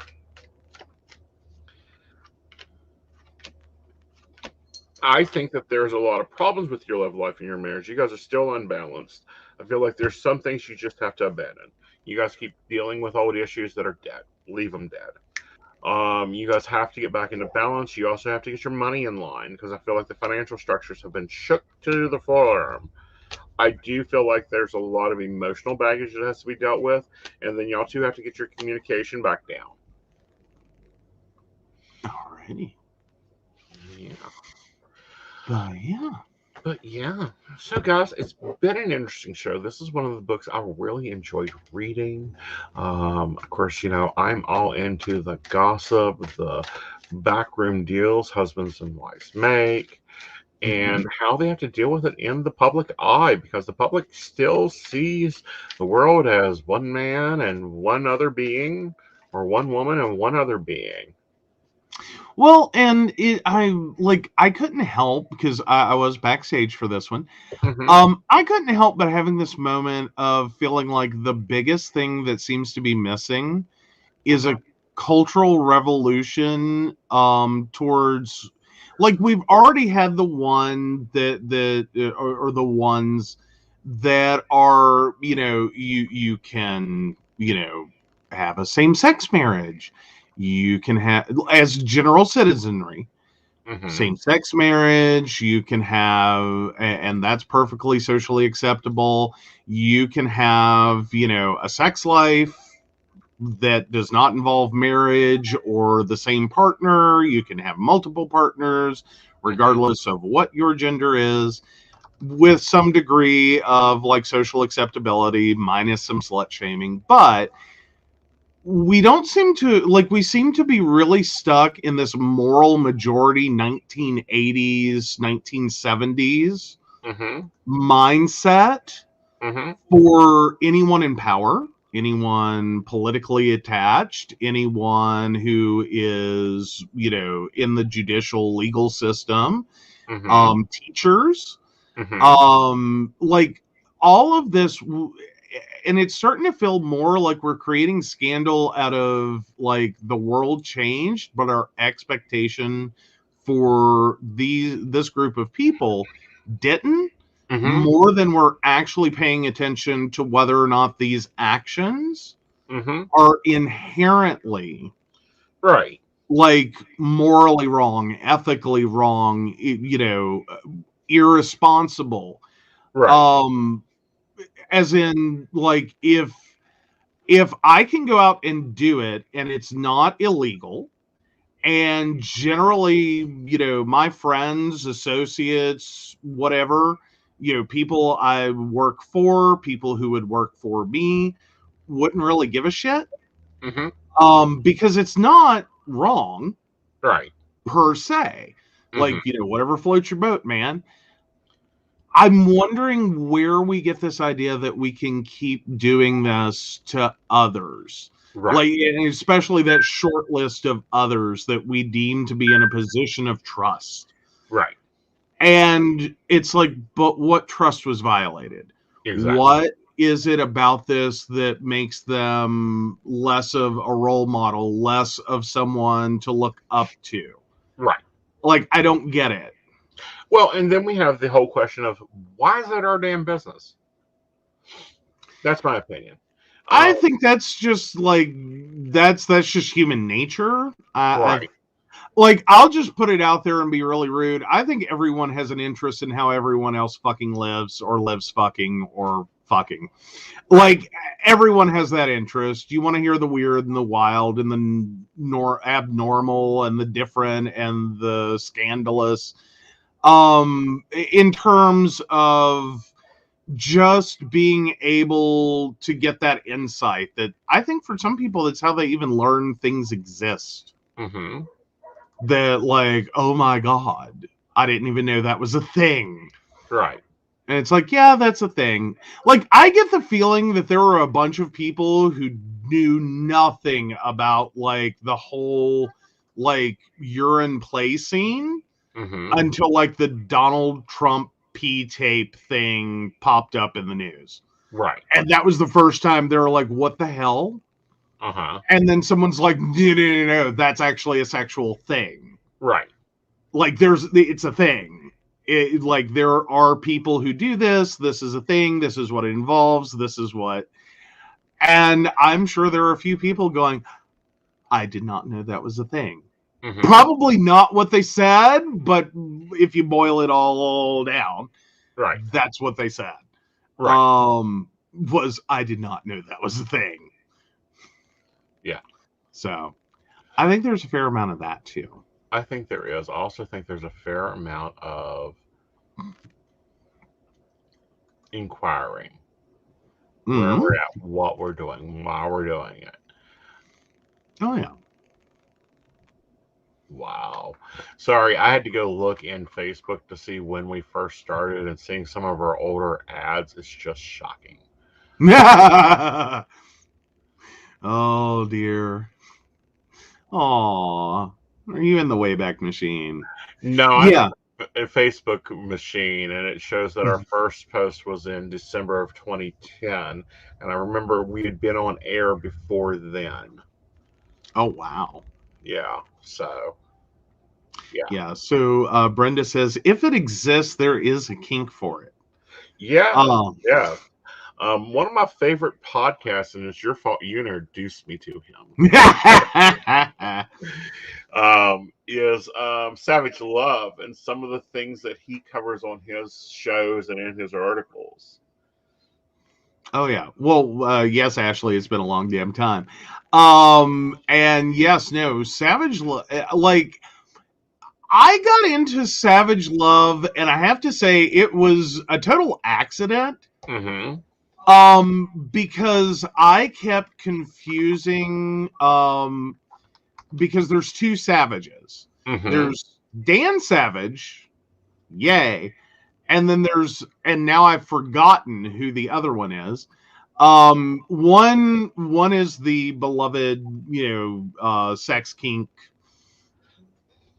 talk show host, and the other one, and columnist, and the other one was this very conservative, like anti-gay nightmare.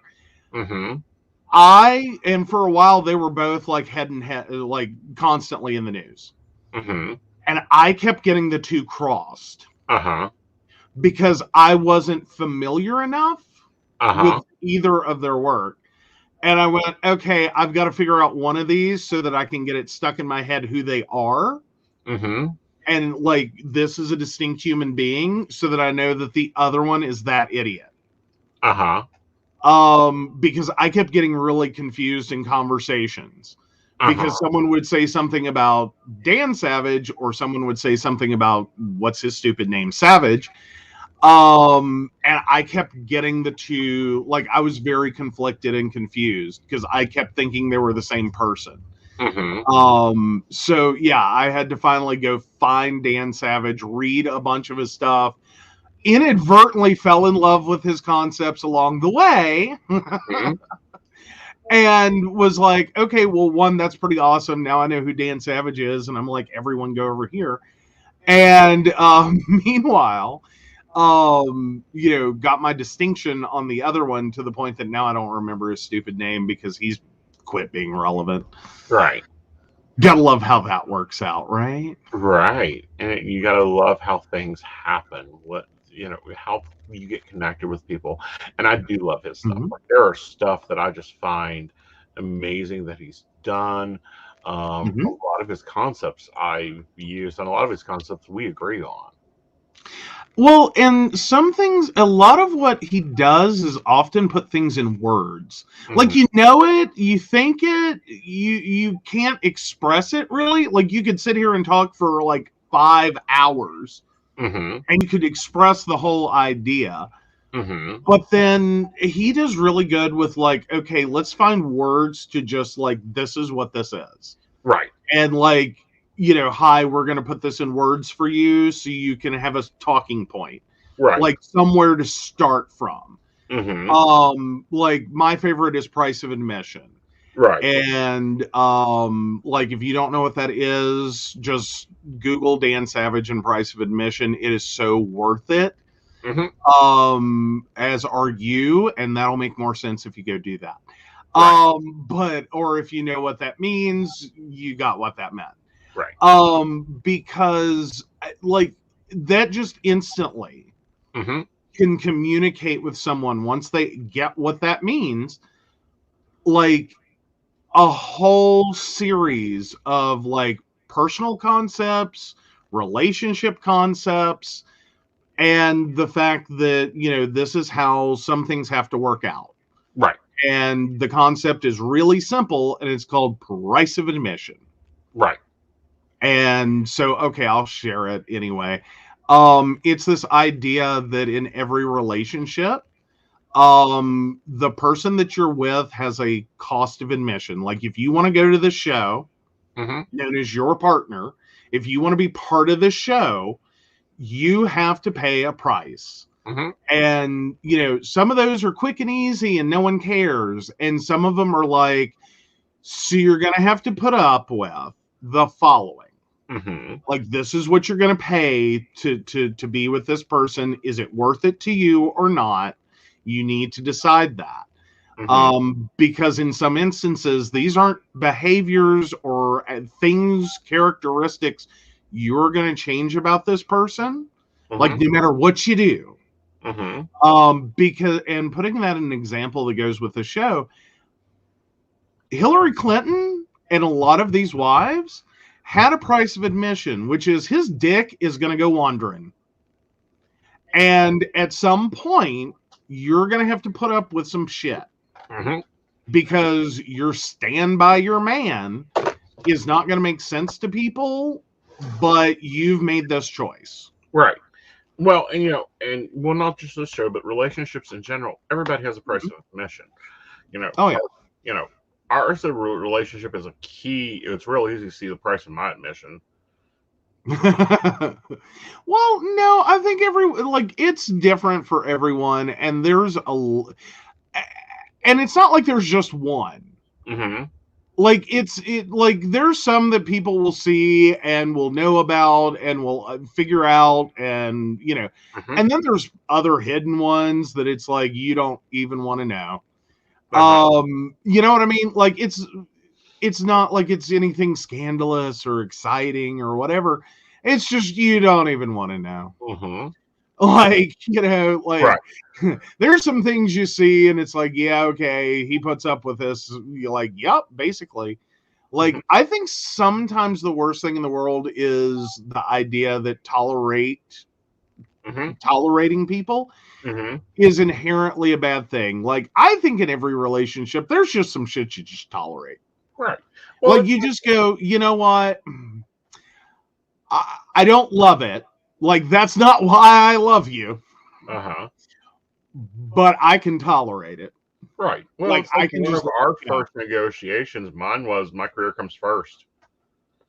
I'm a workaholic. Don't stand in my way. Yeah. Like, well, and that's like one that is fairly common. More so you get into like more very specific things. That for some people can just be deal breakers, or they're very specific. You know, like, you know, look, I'm gonna go spend, you know, X amount of money to do this. Right. And like, there's no negotiating it. Like, this is how I spend my money. You're not going to change it. We're not going to argue about it. We're not going to alter it. This is the price of admission. You're either in or you're out. Right. You know, the toilet seat will never get put down. I think that's just the one that like basically all women have to deal with. Like, there's just no hope. Not just women, darling. Not just women. Don't be getting gender specific about that issue. Okay. I think that's one that just, for people who can pee while standing, that's a price of admission. Like, you just have to accept that and move on. Like, the toilet seat is not going to be put down, and if it is found down, it's going to get wet. Like, and you're going to constantly have to clean like the 3-foot area around the toilet, known as the almost made it zone. Like, you just accept it. Just accept it. Just accept it. Move on. Like, you can get angry with this. You can argue this. You can yell about this. Or you can just accept this is the price of admission. Like, if you don't like it, if you absolutely hate it, then consider not. Right. Just like, you know, there are people who do not pee while standing up. And consider a relationship with one of them. Right. And it'll be okay. For me, you know, me without coffee is a national emergency. I expect all boyfriends hand on deck and fixing the situation before I wake up. Very much so. And those aren't even really serious ones. Like, but you can get into some. Yeah. That are like point blank, like, this dude is never going to be able to do monogamy. Right. Like, just like, again, kind of back to the show and some of the things we're talking about, is there's a moment you have to like be like, I'm either in or out. Like, this is the cost of admission. We can have a very happy life together that is not going to be monogamous. Like, our relationship just isn't going to do that. Right. But I can, you know, and is it worth it? Right. Is it worth it? Like, can I just get over it? Right. You know, is that really important to me? Is that really a deal breaker for me? Is that really a thing that I just cannot even tolerate in my life? And it doesn't mean you have to be happy about it. It doesn't have to mean like you go pick out the person that they're cheating on you with. It doesn't mean that you have to like be thrilled every time it happens. Right. Like, you know, but you also have to figure out, okay, but if you have to put up with that, what are your cost of admissions? Right. Like, because that's sometimes how that plays in two directions. Is like, yeah, you can go sleep with whoever you want, but I expect some jewelry. I expect some investments. I really like nice purses. I really want a second home. I really want this. I really want to make sure that I have my own career. and that you don't interfere with. Whatever it is, something of value that maybe your partner would not necessarily be all on board with normally, you can trade. Yeah. Like, sometimes you just gotta be willing to horse swap. Exactly. Oh, honey, we are the masters of negotiation. We have negotiated a lot of things through our relationship, but that's a Mountain Bears episode coming up. Oh, okay. Now, is this with the toilet seat specifically? No, this is Oh, okay. Ashley, not Brenda. I know. I mean, with Ashley, I'm asking, like, okay. Yeah. No, sometimes it's just something you have to sit there and decide, is this worth it? Like, can you, and you have to be honest about it. Like, you got to resist that impulse, and it is hard to be like, no, I'll be fine. I'll be fine. I'll be fine. Like anything for a relationship. No, you have to really sit there and go, is this going to do severe psychological damage to me repetitively occurring? Like, can you see yourself being able to find out about this and still cook dinner without, like, poison? Yeah. In a couple of years. So, okay. I was just curious. I thought it was totally about the toilet seat because I know we've got a little bit of a delay, so I didn't know how far back that comment. Yeah. So, no, okay. I will not. No, it's none of my business. No, but Aeson does not share details about his clients with the Joe. Not, and especially not that pointedly. It's not like, okay, I'll tell you what that comment was about after the show. Where I can literally link together. Now, I do occasionally get what would be called redacted information. Like, oh my God, I'm dealing with a client going through X and I feel Y about it. And, it really does Z to me, to them, to everyone involved. Right. But I don't know. Like, I will never, literally, I'm trying to think of anything you've ever told me where I could be like, that's you! Like, no, it's so far out of context, like, of who, for me to ever identify someone and be like, oh, you're the one. Yeah, I just don't do that. But no, negotiations are highly important in relationships, and they're continual ones. Yeah.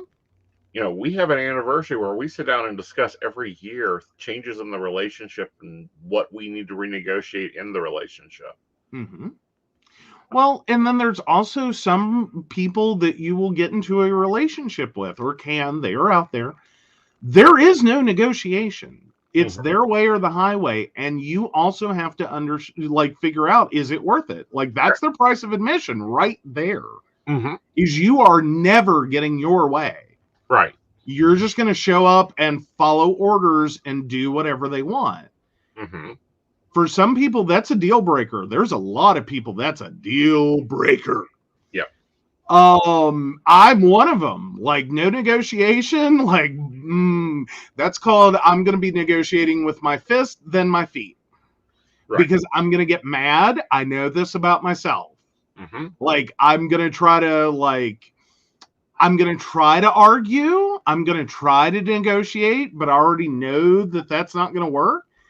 And I'm going to get stuck in this, like, constantly trying, to the point that I would get so frustrated that it's going to be like, if you won't listen to reason, there's always Tawanda. And I'm going to get pissed. Right. And then bad things will happen. And I will look really bad for a hot minute. And I know that. So it's like, no, non-negotiation people, not good for me. Right. Like, I can't do that. Like, I can let someone have their way and be like, okay, I don't know how this is going to work out. I don't agree. But all right, go do that, and we'll see what comes of it. Right. Like, okay. But there's sometimes it's like, no. We're having it come to Jesus. This is not occurring. This is not going to happen. Like this will become a deal breaker right here, right now, unless we can negotiate it out. Right. And, So, negotiation, this is what people don't realize. Negotiation is it's not, well, he gets half his way. No, it's, I get this issue, you get this issue. Here's an example. I get my happy planner. He doesn't question me what I buy for my happy planner, how I use my happy planner. And I don't tell him he has to plan in a happy planner. Yeah. Well, and let me pause. That doesn't mean that every time he says, I'm going to Hobby Lobby to buy or, Joann's or wherever to buy happy planner stuff, my first thought is, okay, honey. Sometimes it really is. I'm just sitting there like, fuck, again? Like, how much are you going to spend this month on a goddamn planner? But I keep my mouth shut because I'm like, this makes his life better. We benefit from it. It is good for him. He could be buying like meth. Right. Like these are things that go through my head, and I mean it legitimately. And I also sometimes have to take a moment of, I don't really understand this for him. But then again, there's some purchases I make or, whatever, that I know you've got to be sitting there like, I don't know why the fuck you're buying that, but okay, fine, whatever. Like, it's not worth an argument. Like it's $20. Why do I care? It's $50. It makes him happy. Get over it. Yeah, cheaper than his jewelry and car wants. Exactly, Brenda. Like, Yeah, but every time I redo my planner, my bottom line goes up. It does. And like we've had to have that conversation because there have literally been moments I'm like, what are you doing? Like I'm seeing a lot of outlay. Like I'm not mad, but I'm seeing a lot of outlay on happy planner stuff. And I'm trying to figure out what you're doing because now it's not even that I'm upset. I'm just going, I don't understand. Can you make it all make sense to me? That's still negotiation. That's still a conversation. That's me coming in. It's like, I'm going to go in here open-minded, and yes, you're probably going to get your way on it just because this is a thing for him and it makes him happy. And I know that, and literally it makes his life run better, which in turn makes him happy. And so, okay, fine. It's not meth. It's like, it's not harming him. It's not killing us financially. It's not like we're happy planner, rich and like food poor. Right. Like we're not there. I've seen couples that hit that point with like, especially hobbies where there's a legitimate need to be like, no, this stops now. Yeah. Back in the day, I had a friend who was telling me about the situation with her brother and his wife, and she got into scrapbooking. And like, tell me you have a problem without telling me you have a problem. You got into scrapbooking. You maxed out a credit card on scrapbooking supplies. You covertly took out a second credit card without telling your spouse. You didn't pay utilities to support your scrapbooking habit. You talked him into financing a vehicle to haul your scrapbooking supplies.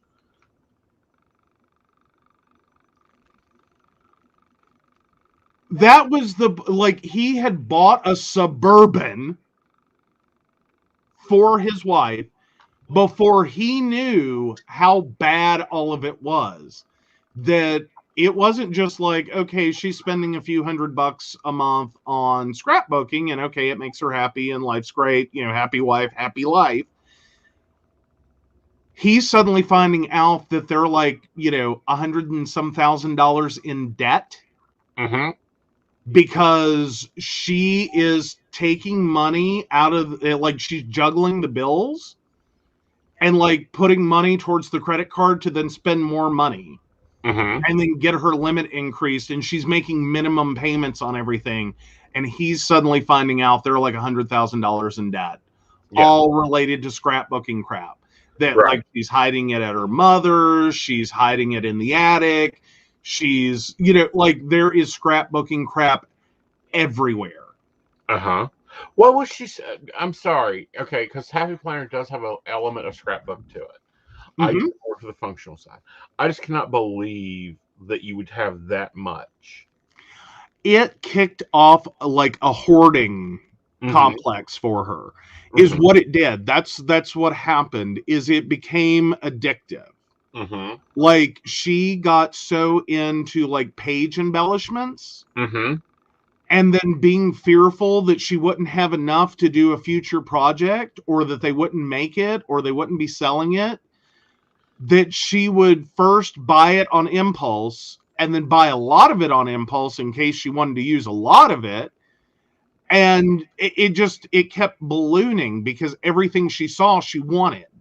And so she's spending like $3 here and $4 there and $5 there and $3 here and $4 there. And then it needs a tote, and then, another 4 and another 3 and another 5 and another 3 and another tote and another 3. It just kept escalating and going and going and going before anyone even realized how bad this had gotten. That she was creating scrapbook pages, and she made beautiful pages, and they were, gorgeous.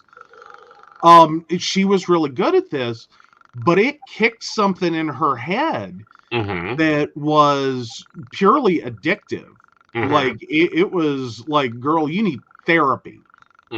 Like, I don't know what this is like coping for you, but it's bad and it needs help because your husband's about to leave you. Because this is so far out of hand. Y'all have utilities about to get shut off. Like, he's finding out, like, because she ran the finances, that y'all are hundreds of thousands, like $100,000 in debt, and like the savings is gone. Like, everything's a wreck. Yeah, that isn't my Happy Planner.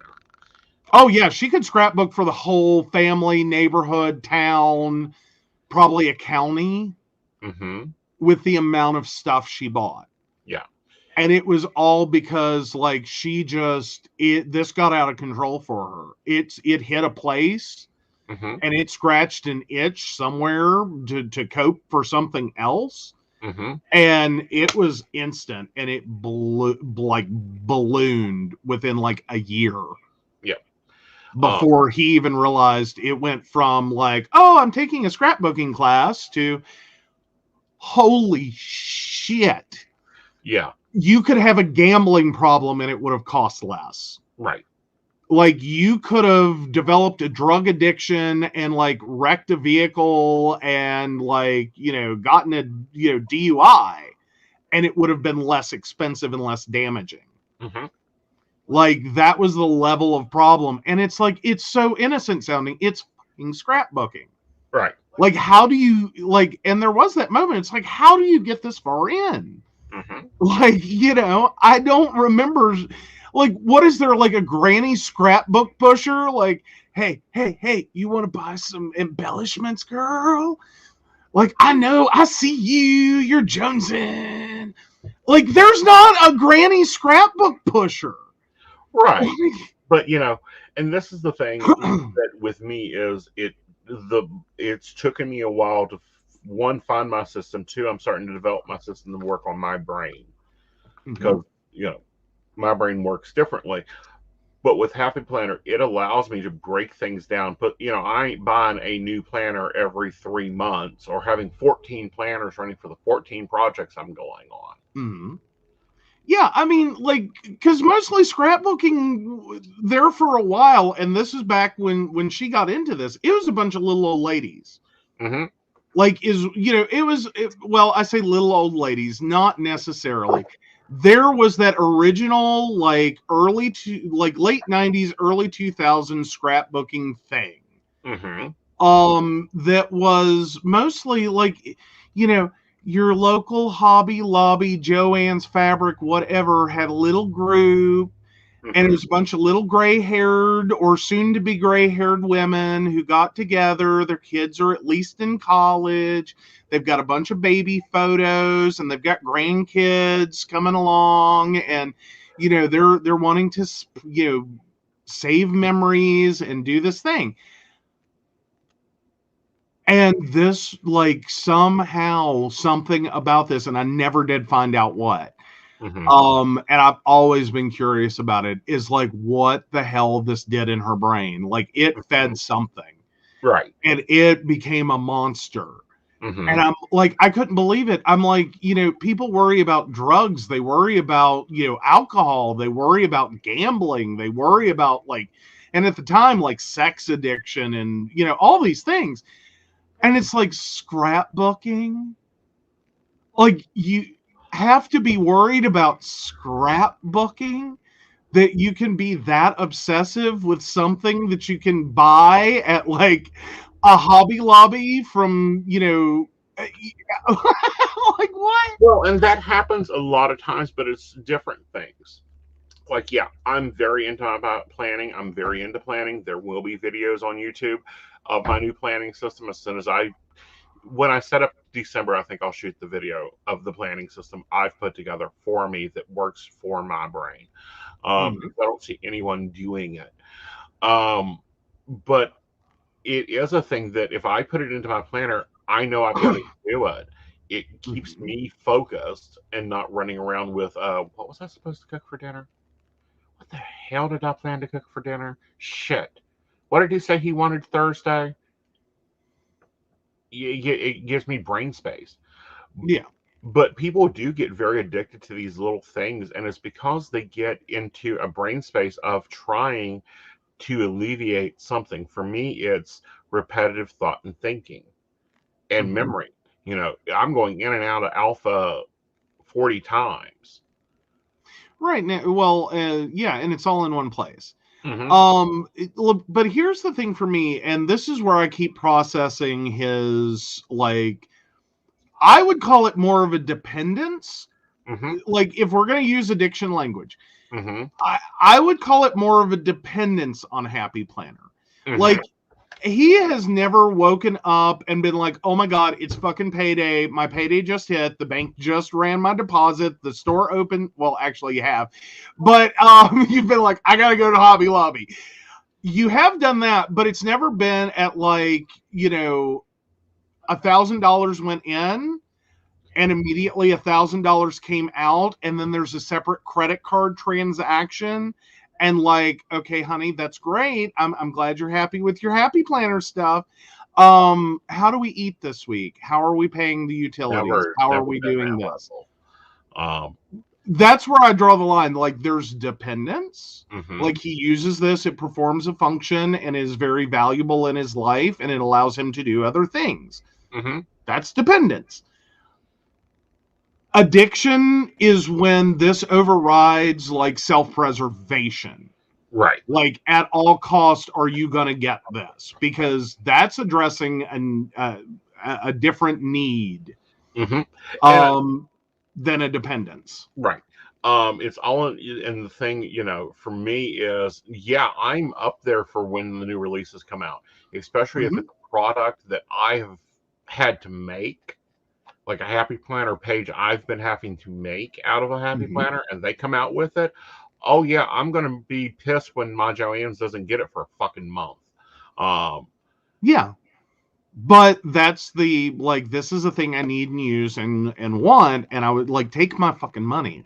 Right. Save me time, make my life easier, give me the thing that I'm already doing the hard way. Like, and I get that, and I'm cool with that. And it's yeah, like, there's been moments I woke up out of bed.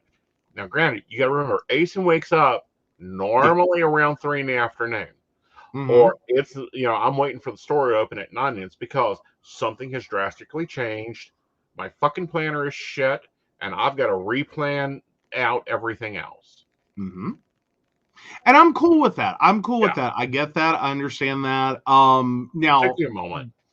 Well, yeah, there's been a few moments, and I've told you this, is that like I've been sitting there and you've been like, it's like 8, like, you're like jonesing at 7, as I would call it. You're like sitting there like, what time do they open again? And it's like they open at like 9. Or whatever time they actually open. Right. But it's like they open at 9 and you're like, okay, I'm going to stay up and I'm going to leave here at 8:30. So I'll be there the minute the door opens. I'm buying this, and this, and, hopefully nothing else. And I go, yeah, that's cute. Right. And it's like, I immediately have that moment of, yeah, it's probably going to be a $70 trip to Hobby Lobby or Joann's or Michael's or like wherever you're going. Right. But, like, fine, whatever. But I'm also sitting there processing, this could be worse. Yeah. 1, this could be worse. 2, we can afford it. It's not going to, like, not pay the power bill to do this. Yep. Yes, someone else that uses jonesing. My friends are like, what? Yeah. Like, yeah. Believe me, it was a word I grew up with. Because my family talks about things like that. Like, we can get a little obsessive about our hobbies. And that's something I have to watch with myself, is that I can end up going down that path of I'm buying a lot of stuff that I'm not going to use, but I think I'll use in the future for this thing that I'm doing, but I'm not ready for this yet, but I'm going to buy it anyway. Right. And I try to watch very carefully with my hobbies that if I start doing that I know, okay, you got to shut this down. You got to stop, pump the brakes, or this could get out of hand. And I've seen it happen. There's a fair amount of ADD and ADHD in my family. And so there's a lot of hyper focus as well. And it means that I have family members that are phenomenal, like in like a million different things. But it means that the duration that the focus lasts is like, and it can cause a lot of like spending on things that are very specific to like this one thing.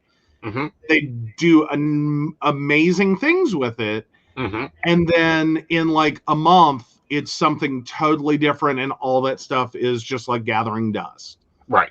Because they're over here doing this. And then they'll do that for a month and buy everything for it. And then a month later, it's something totally different. Right. And so I've learned, like, you got to know when to pump the brakes and go, wait a minute. I'm trying to go way too professional on something I'm not sure I'm going to still be doing in like a couple of weeks, a couple of months. And I'm planning projects like 6, 12, 18 months in the future. Right. Like, pump the brakes. If I can't buy it then, I'm sure I can buy something better later. Right. It'll be okay. Exactly. And, that's why with me and Happy Planner, I buy things for projects. I buy a dashboard for a dashboard project. I buy a vertical planner for a vertical project. But I don't do a lot. I'm really starting to get into the insert packs because I can buy an insert pack to do the project. And I don't have an extra planner that I've got laying around. Well, and I'll say from my own life experience, like I'll put myself out there. Before I got to the point of thinking like that, I've had that moment. I've been jonesing to go spend money. Like that paycheck hits and it like, the store opens at 8. I'm standing at the door at 8:01. Like, why aren't you open yet? And I need to go spend like $1,000. And I've made that mistake. I have screwed that mistake up. I have screwed myself with that mistake more than once. Ooh, and done so horribly. Mika, which divider tabs do you need? I'll tell you which ones to get.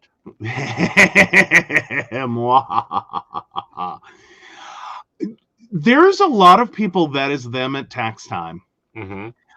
And sometimes you have to really think about what you're spending. And also realize that stores know this. This is not an uncommon behavior. There's a lot of people like debt collections. Debt collections used to be in that industry. They target letters for tax refund season. That's what we called it, tax refund season. You knew that the holidays were fucked. No one pays their bills at the holidays. They just rack them up. Right. And everyone's maxed out by the first of the year.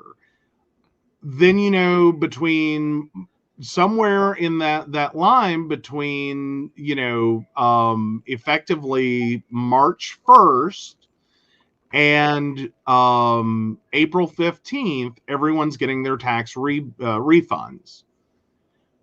So that's when they send settlement offers. That is the one time a year your average person can potentially have a check between $1,000 and $3,500 off the top, easy.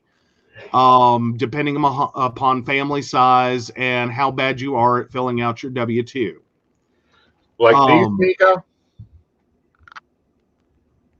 Or are you needing side tabs? Because if you're liking these are Happy Planner, and they're great. They come in packs of 3. If you're wanting side tabs, I got to look at the company, but they actually come in a it's that new off-brand of Happy Planner. It's Perkins or whatever. What? Not the Arc or the... No, these are the ones that are down the aisle on Joann's. Oh, I can't even remember. I don't like their paper, but I like their tabs. Like, that's the only thing I bought from them that I'm enjoying. Oh. Okay. Cannot remember. It starts with a P.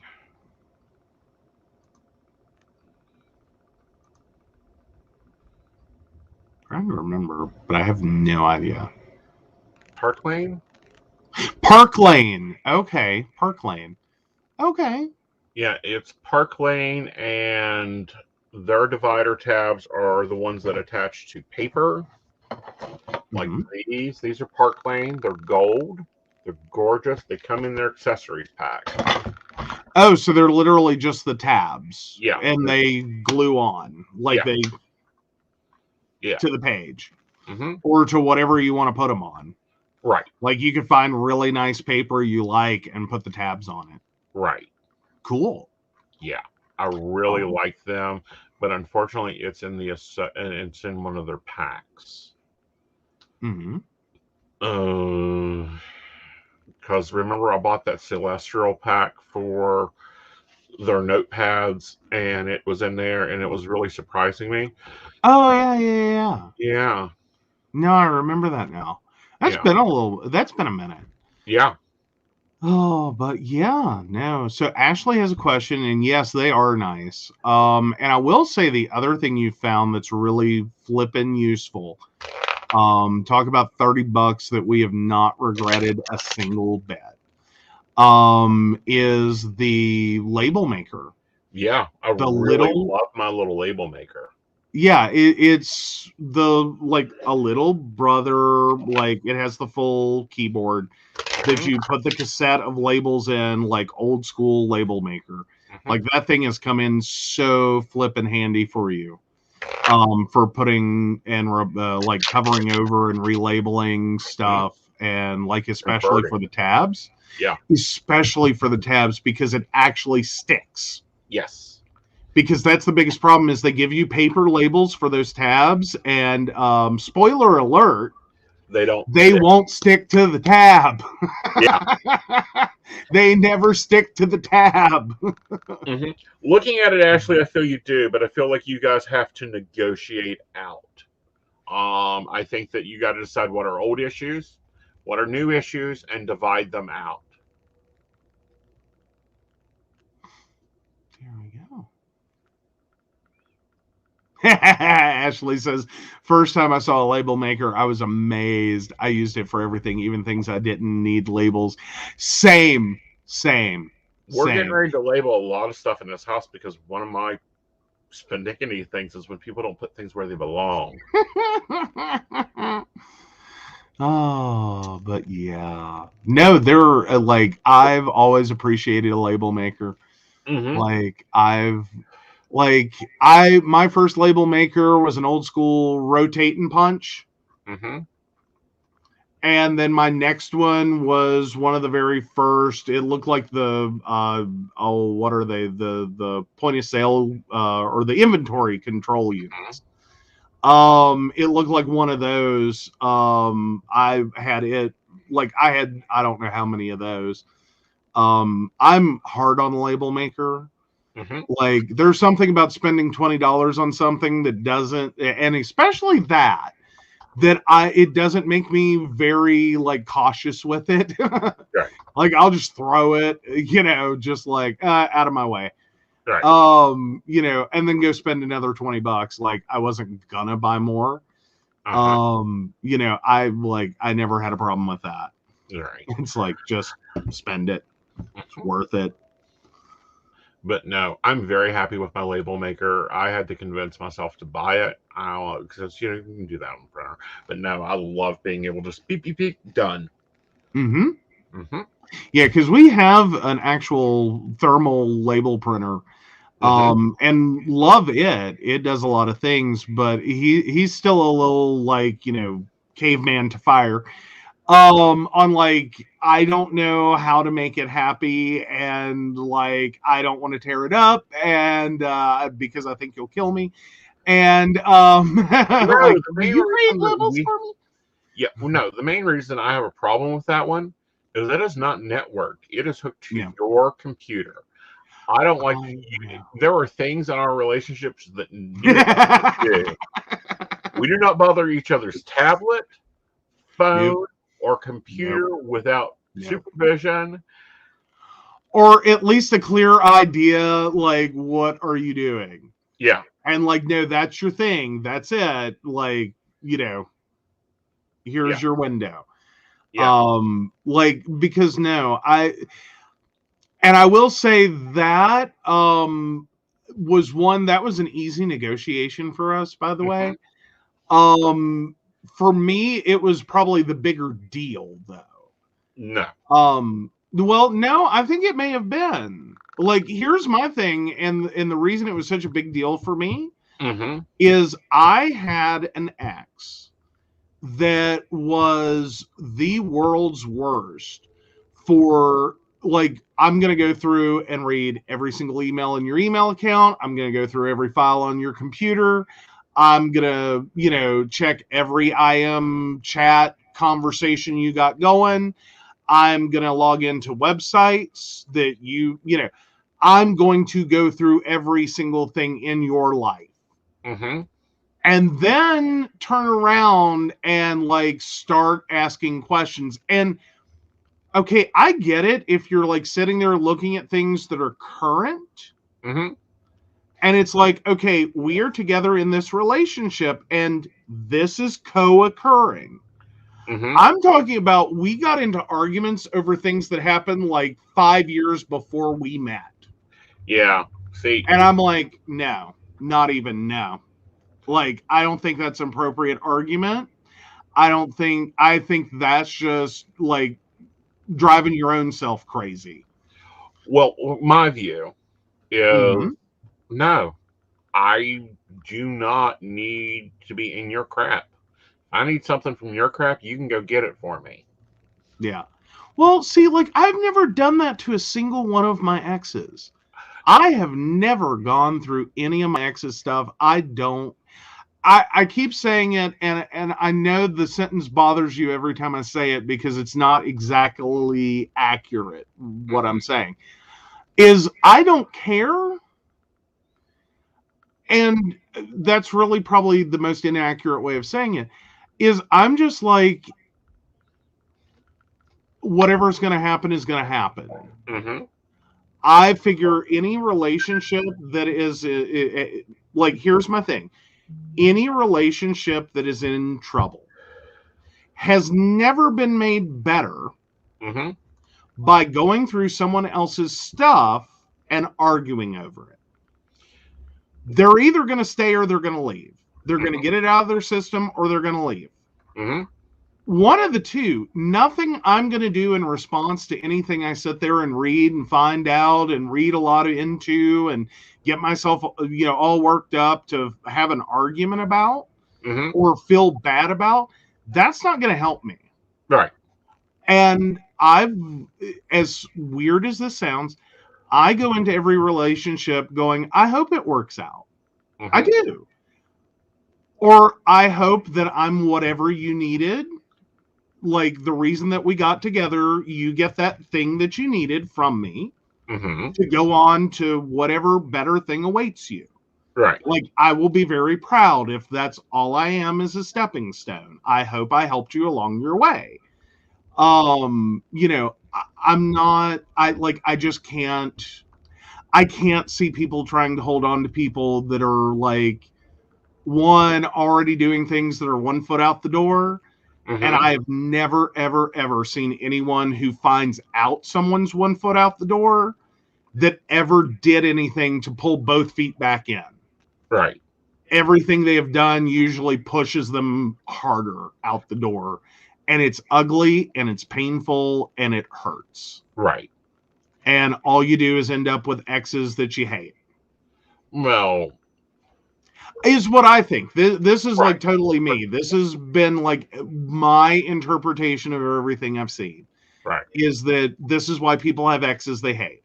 Right. Is because usually, and I'm not saying there aren't just horrible people and you have every right to hate those exes, but I'm saying that a lot of people have a lot of anger and animosity towards their ex, and it all roots back to finding out something your ex didn't want you to know in the first place. Right. While they were already 1 foot out the door. And really, it could have all been way calmer. Right.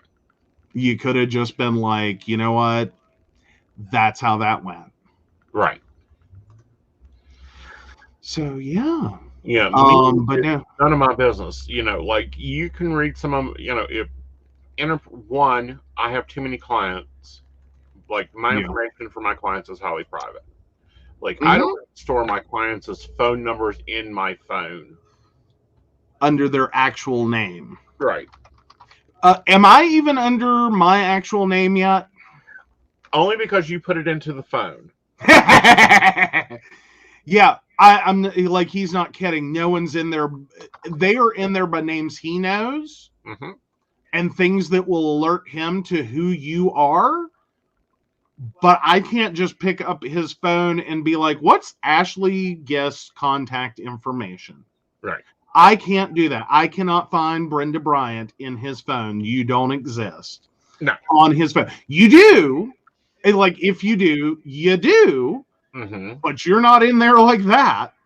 No. It's like its own magical little system. And it's like crazy G lady. No. No, none of his are insulting. No.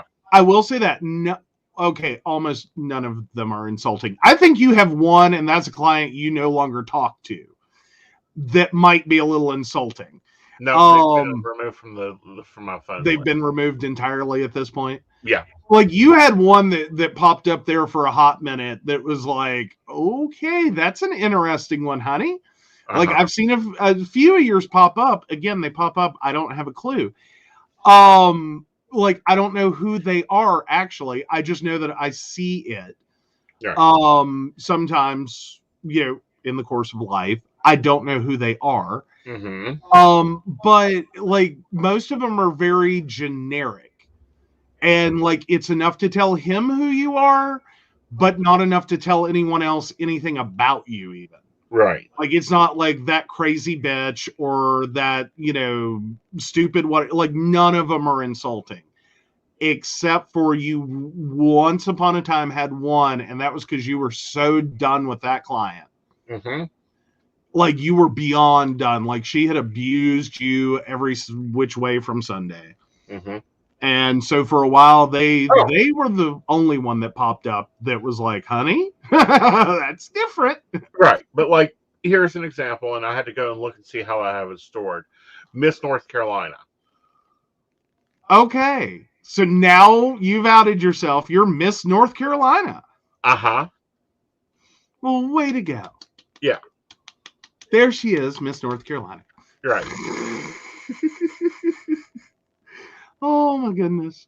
No, Ashley, if you're buying a turkey, Thanksgiving is on next Thursday.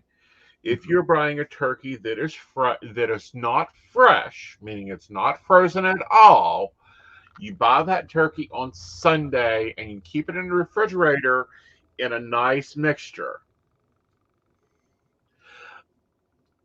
And then that in a nice brine. For those cooking turkey on Thursday, well, I really think you should cook it Wednesday night and reheat it on Thursday. You will pull your turkey for Sunday night. Yeah. Yeah. Make sure you get your turkey pulled in time. Yep. And otherwise, it doesn't matter when you start cooking it. It won't be done on Thanksgiving. No, it won't. And it won't be edible at all by the time you get a frozen bird fully cooked through to the center to appropriate internal temperature, which is 165 degrees. Yes. So yeah, by the time you get it there, the outside will look like the charred cremains of turkey past. Right. So yeah, no, never, ever, ever try to cook the frozen turkey. It will not just happily go along with the theory. Right. It will become the charred cremains of turkey past. Right. Now, I will say this. If you happen to buy a frozen turkey, and let's say you do it on Tuesday or Wednesday, you can still cook it. You just need a 5-gallon bucket. Okay. 5-gallon bucket. You scrub that sucker clean. If you're a bleacher, you use bleach. You get that totally, totally clean. You put the turkey in there. You fill it with 2 cups of salt and water. Warm water, not hot. And you change it every 4 hours. It's not the best way to do it. You are going to be introducing a lot of water to that bird. Yes, you are. It's going to get a little wonky. Yep. Like, just going to tell you now, it will be wonky. Right. Oh, we have actually made the decision to not cook this year. Yes. We are cooking eat out. Yeah, we're eating out this year. But normal Thanksgiving menu is very simple. It is a turkey, it is mashed potatoes, it is green beans, it is corn, it is peas, it is carrots, honey glazed, it is Brussels sprouts, it is rolls, it is sweet potatoes, it is 3 pies, it is 4 cakes. There's only 4 people coming this year to Thanksgiving. We are not cooking. We are eating out. There were only 4 last year, and he did that. This is why we had a conversation. Is like, honey, do you remember how much leftovers we had? Like, we had turkey dinner so much, I felt like our house name was Swanson. You're like, stop the insanity. Like, it kills you. It like, here's my thing.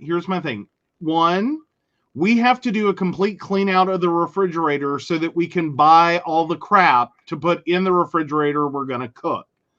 And have room, once we're all done, we've got to clean out the refrigerator again to put away all of the leftovers till you can, like, get the energy to put them in their freezer condition. Mm-hmm. Then we end up with so much stuff in going to the freezer. We have to do an emergency freezer clean out.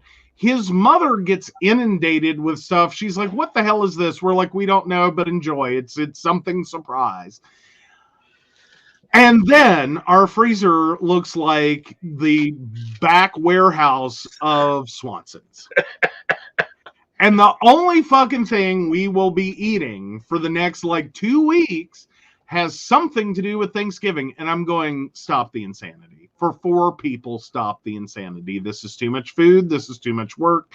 This is too much expense. And this is too much, oh God, not that again.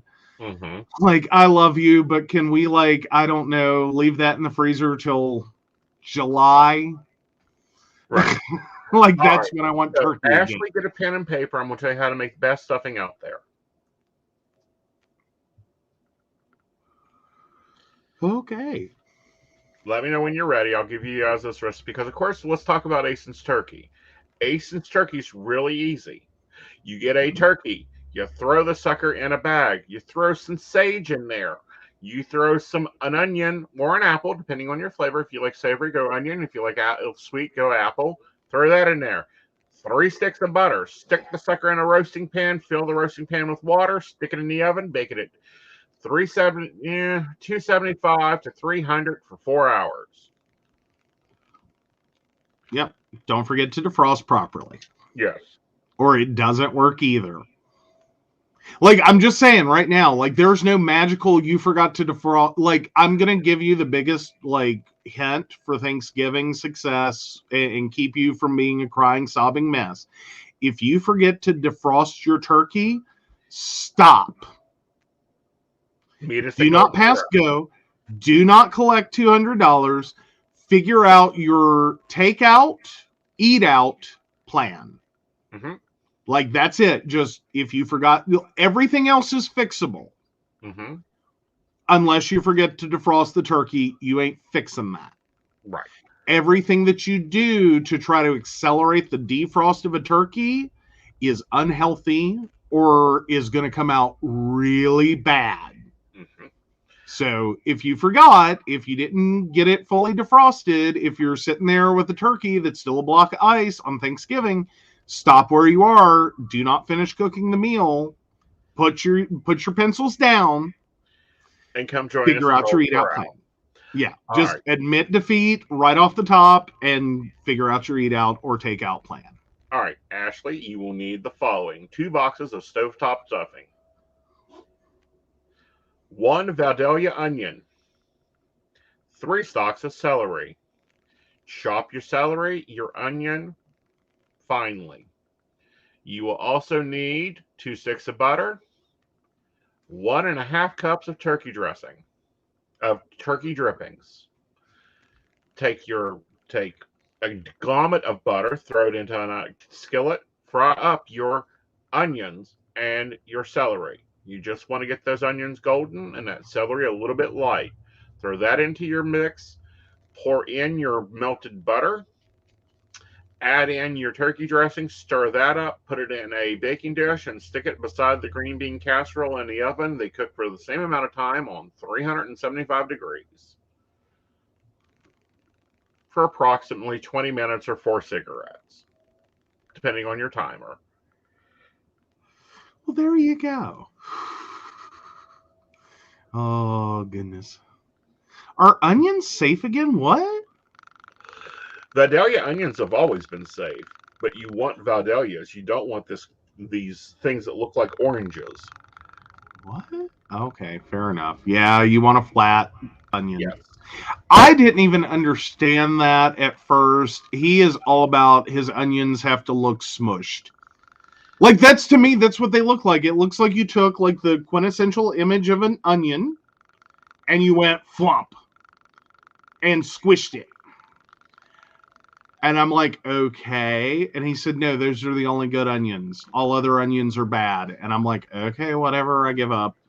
Like, not worth me arguing over is where I went with that. But he has a point. He has a point. They fry better, they slice up better, and they taste better. And you want Vidalias. You don't want some crap from Mexico. These come out of a Pacific region of Vidalia, Georgia. They are the best and the most tasteful onion that holds up to something.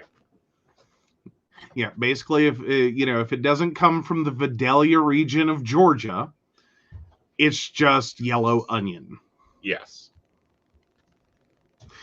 Like, he's very snobbish of his onions. Like, I never knew anyone would actually stop and read product of on an onion. He does. Like, there are many things he will just throw into a grocery cart and not care. Like, whatever it's on the list, we're buying it. This is what it is. Oh my God, the amount of time I've spent in the onion section and in the flower section. Those are two places that he doesn't screw around. Well, just that and vegetables in general. I mean, because California's carrots are too hard and they have no flavor.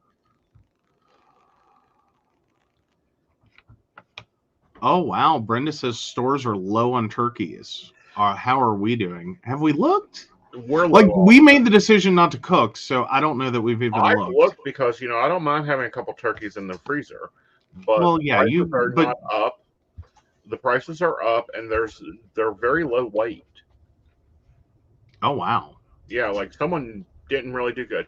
So if you're going to do a ham instead of a turkey, which that's an equitable substitute, Mm-hmm. you need a can of Dr. Pepper,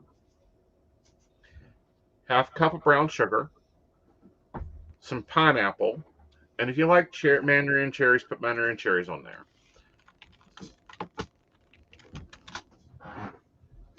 I would also point out that the Honey Baked Ham Company website is honeybaked.com. That's our family's new standard for ham. Right. Like my sister did this to us. She made us a honey baked ham family several years ago. Like, she just like went there, and don't get me wrong, I love honey baked ham, period. But like, once you go honey baked ham, you can't go back. I debate that. Like, I'm there. I'm like, once you go honey baked ham for the holidays, you cannot go back. Like, nothing will ever be as easy as set in refrigerator, open, heat, and serve. Mm-hmm. And it's amazing. But no, you take the ham, you put it in your roaster, you cover it with brown sugar and your pineapple, and then you pour Dr. Pepper over it in the oven, 350 for however many hours the weight of the ham is. Mm-hmm. Ooh, a Black Forest spiral ham from Sam's. Not cheap, but great. Mm-hmm. Good to know. Good to know. Now, I am experimenting. If we do not go out for Christmas, I am looking at doing lamb chops. Yes. Yeah. So, like, you've been looking, like you've been looking for those for a while. I have. Sam's has them, and I'm like, right. It's like I've never cooked duck before. I'd like to try that, but I understand it's very greasy, so you have to saute it down. Yeah, but I hear it makes amazing French fries. Like, the secret, supposedly, to amazing French fries, the best French fries you will ever eat, is duck fat. I thought it was sugar and salt. No, duck fat. Because that's what McDonald's does, is sugar and salt them.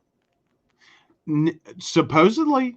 I'm just saying, all the cooking shows have been raving for it for years, is that the secret to amazing French fries, that even if you hate French fries, you'll love these, is duck fat. Wow. And I'm like, okay. Oh, no. Ashley, well, you are responding here. Yeah. Oh, the onions had salmonella. How did we miss that? Like, within the last month. I didn't notice it. Vidalia came in this last month, so I didn't notice it at all. Well, that explains why you couldn't find any. Yeah. Like, sometimes we miss stuff. Like, horribly do we miss. Potato and... what? Let's see. Potendon Produce updates voluntary recall of select white and yellow whole onions because of possible health risk. Oh, wow. That was November 15th. Huh. Like, that's just in the last couple of days. But those are Idaho Falls, Idaho. Mm-hmm. So, yeah, that's going to be more likely an onion you didn't buy. No. But that's for salmonella. Yeah. Yeah, see, I'm weird. Like, I don't know. Congealed fat just grosses me out. Mm-hmm. I know that's basically 90% of what I am is congealed fat, and I get that. I'm okay with that. Like, but at the same time, like, jars of it and looking direct, no. I don't even like Crisco. Like, no. Mhm. Oil I can handle, but like no. No. No, I don't do animal. Like he can tell you, I don't do animal fat at all. No. Like, I no. handle that. All Yeah. right, guys. We've kind of reached the end. Yay! Ashley got the laptop up and running. Awesome! Yay. Awesome! Yay! So yeah, we've reached the end. We will see you Friday night for Mountain Bears, where we will be going in much more about relationships and relationship formulation and discussions. Oh, wow. Well, then there may be a new one up there. So we do want to thank our Patreon sponsors. We really love you guys. We love our baristas. And, I'm waiting for the thing to come back around because I never can get my mouth open at the right point. And yes, it was a long show. We're almost 3 hours, honey. Yeah. So, yeah. Aw, actually needed that. Well, I'm glad you needed it. That is absolutely awesome. Glad we could be here. And yeah, the author was amazing. I love her points. But we do want to thank Beverly Walker, Mika G, Kathy, Mary Winfield, Brenda Bryant, Ashley Guest, Shannon C, Shannon D, the ever wonderful Lady Gwendolyn, and Charles Shaw. If you'd like to learn more about us, the show, or how you too can become a Patreon sponsor and become one of our wonderful baristas and receive all the wonderful barista benefits, please visit us at PCSPnetwork.com.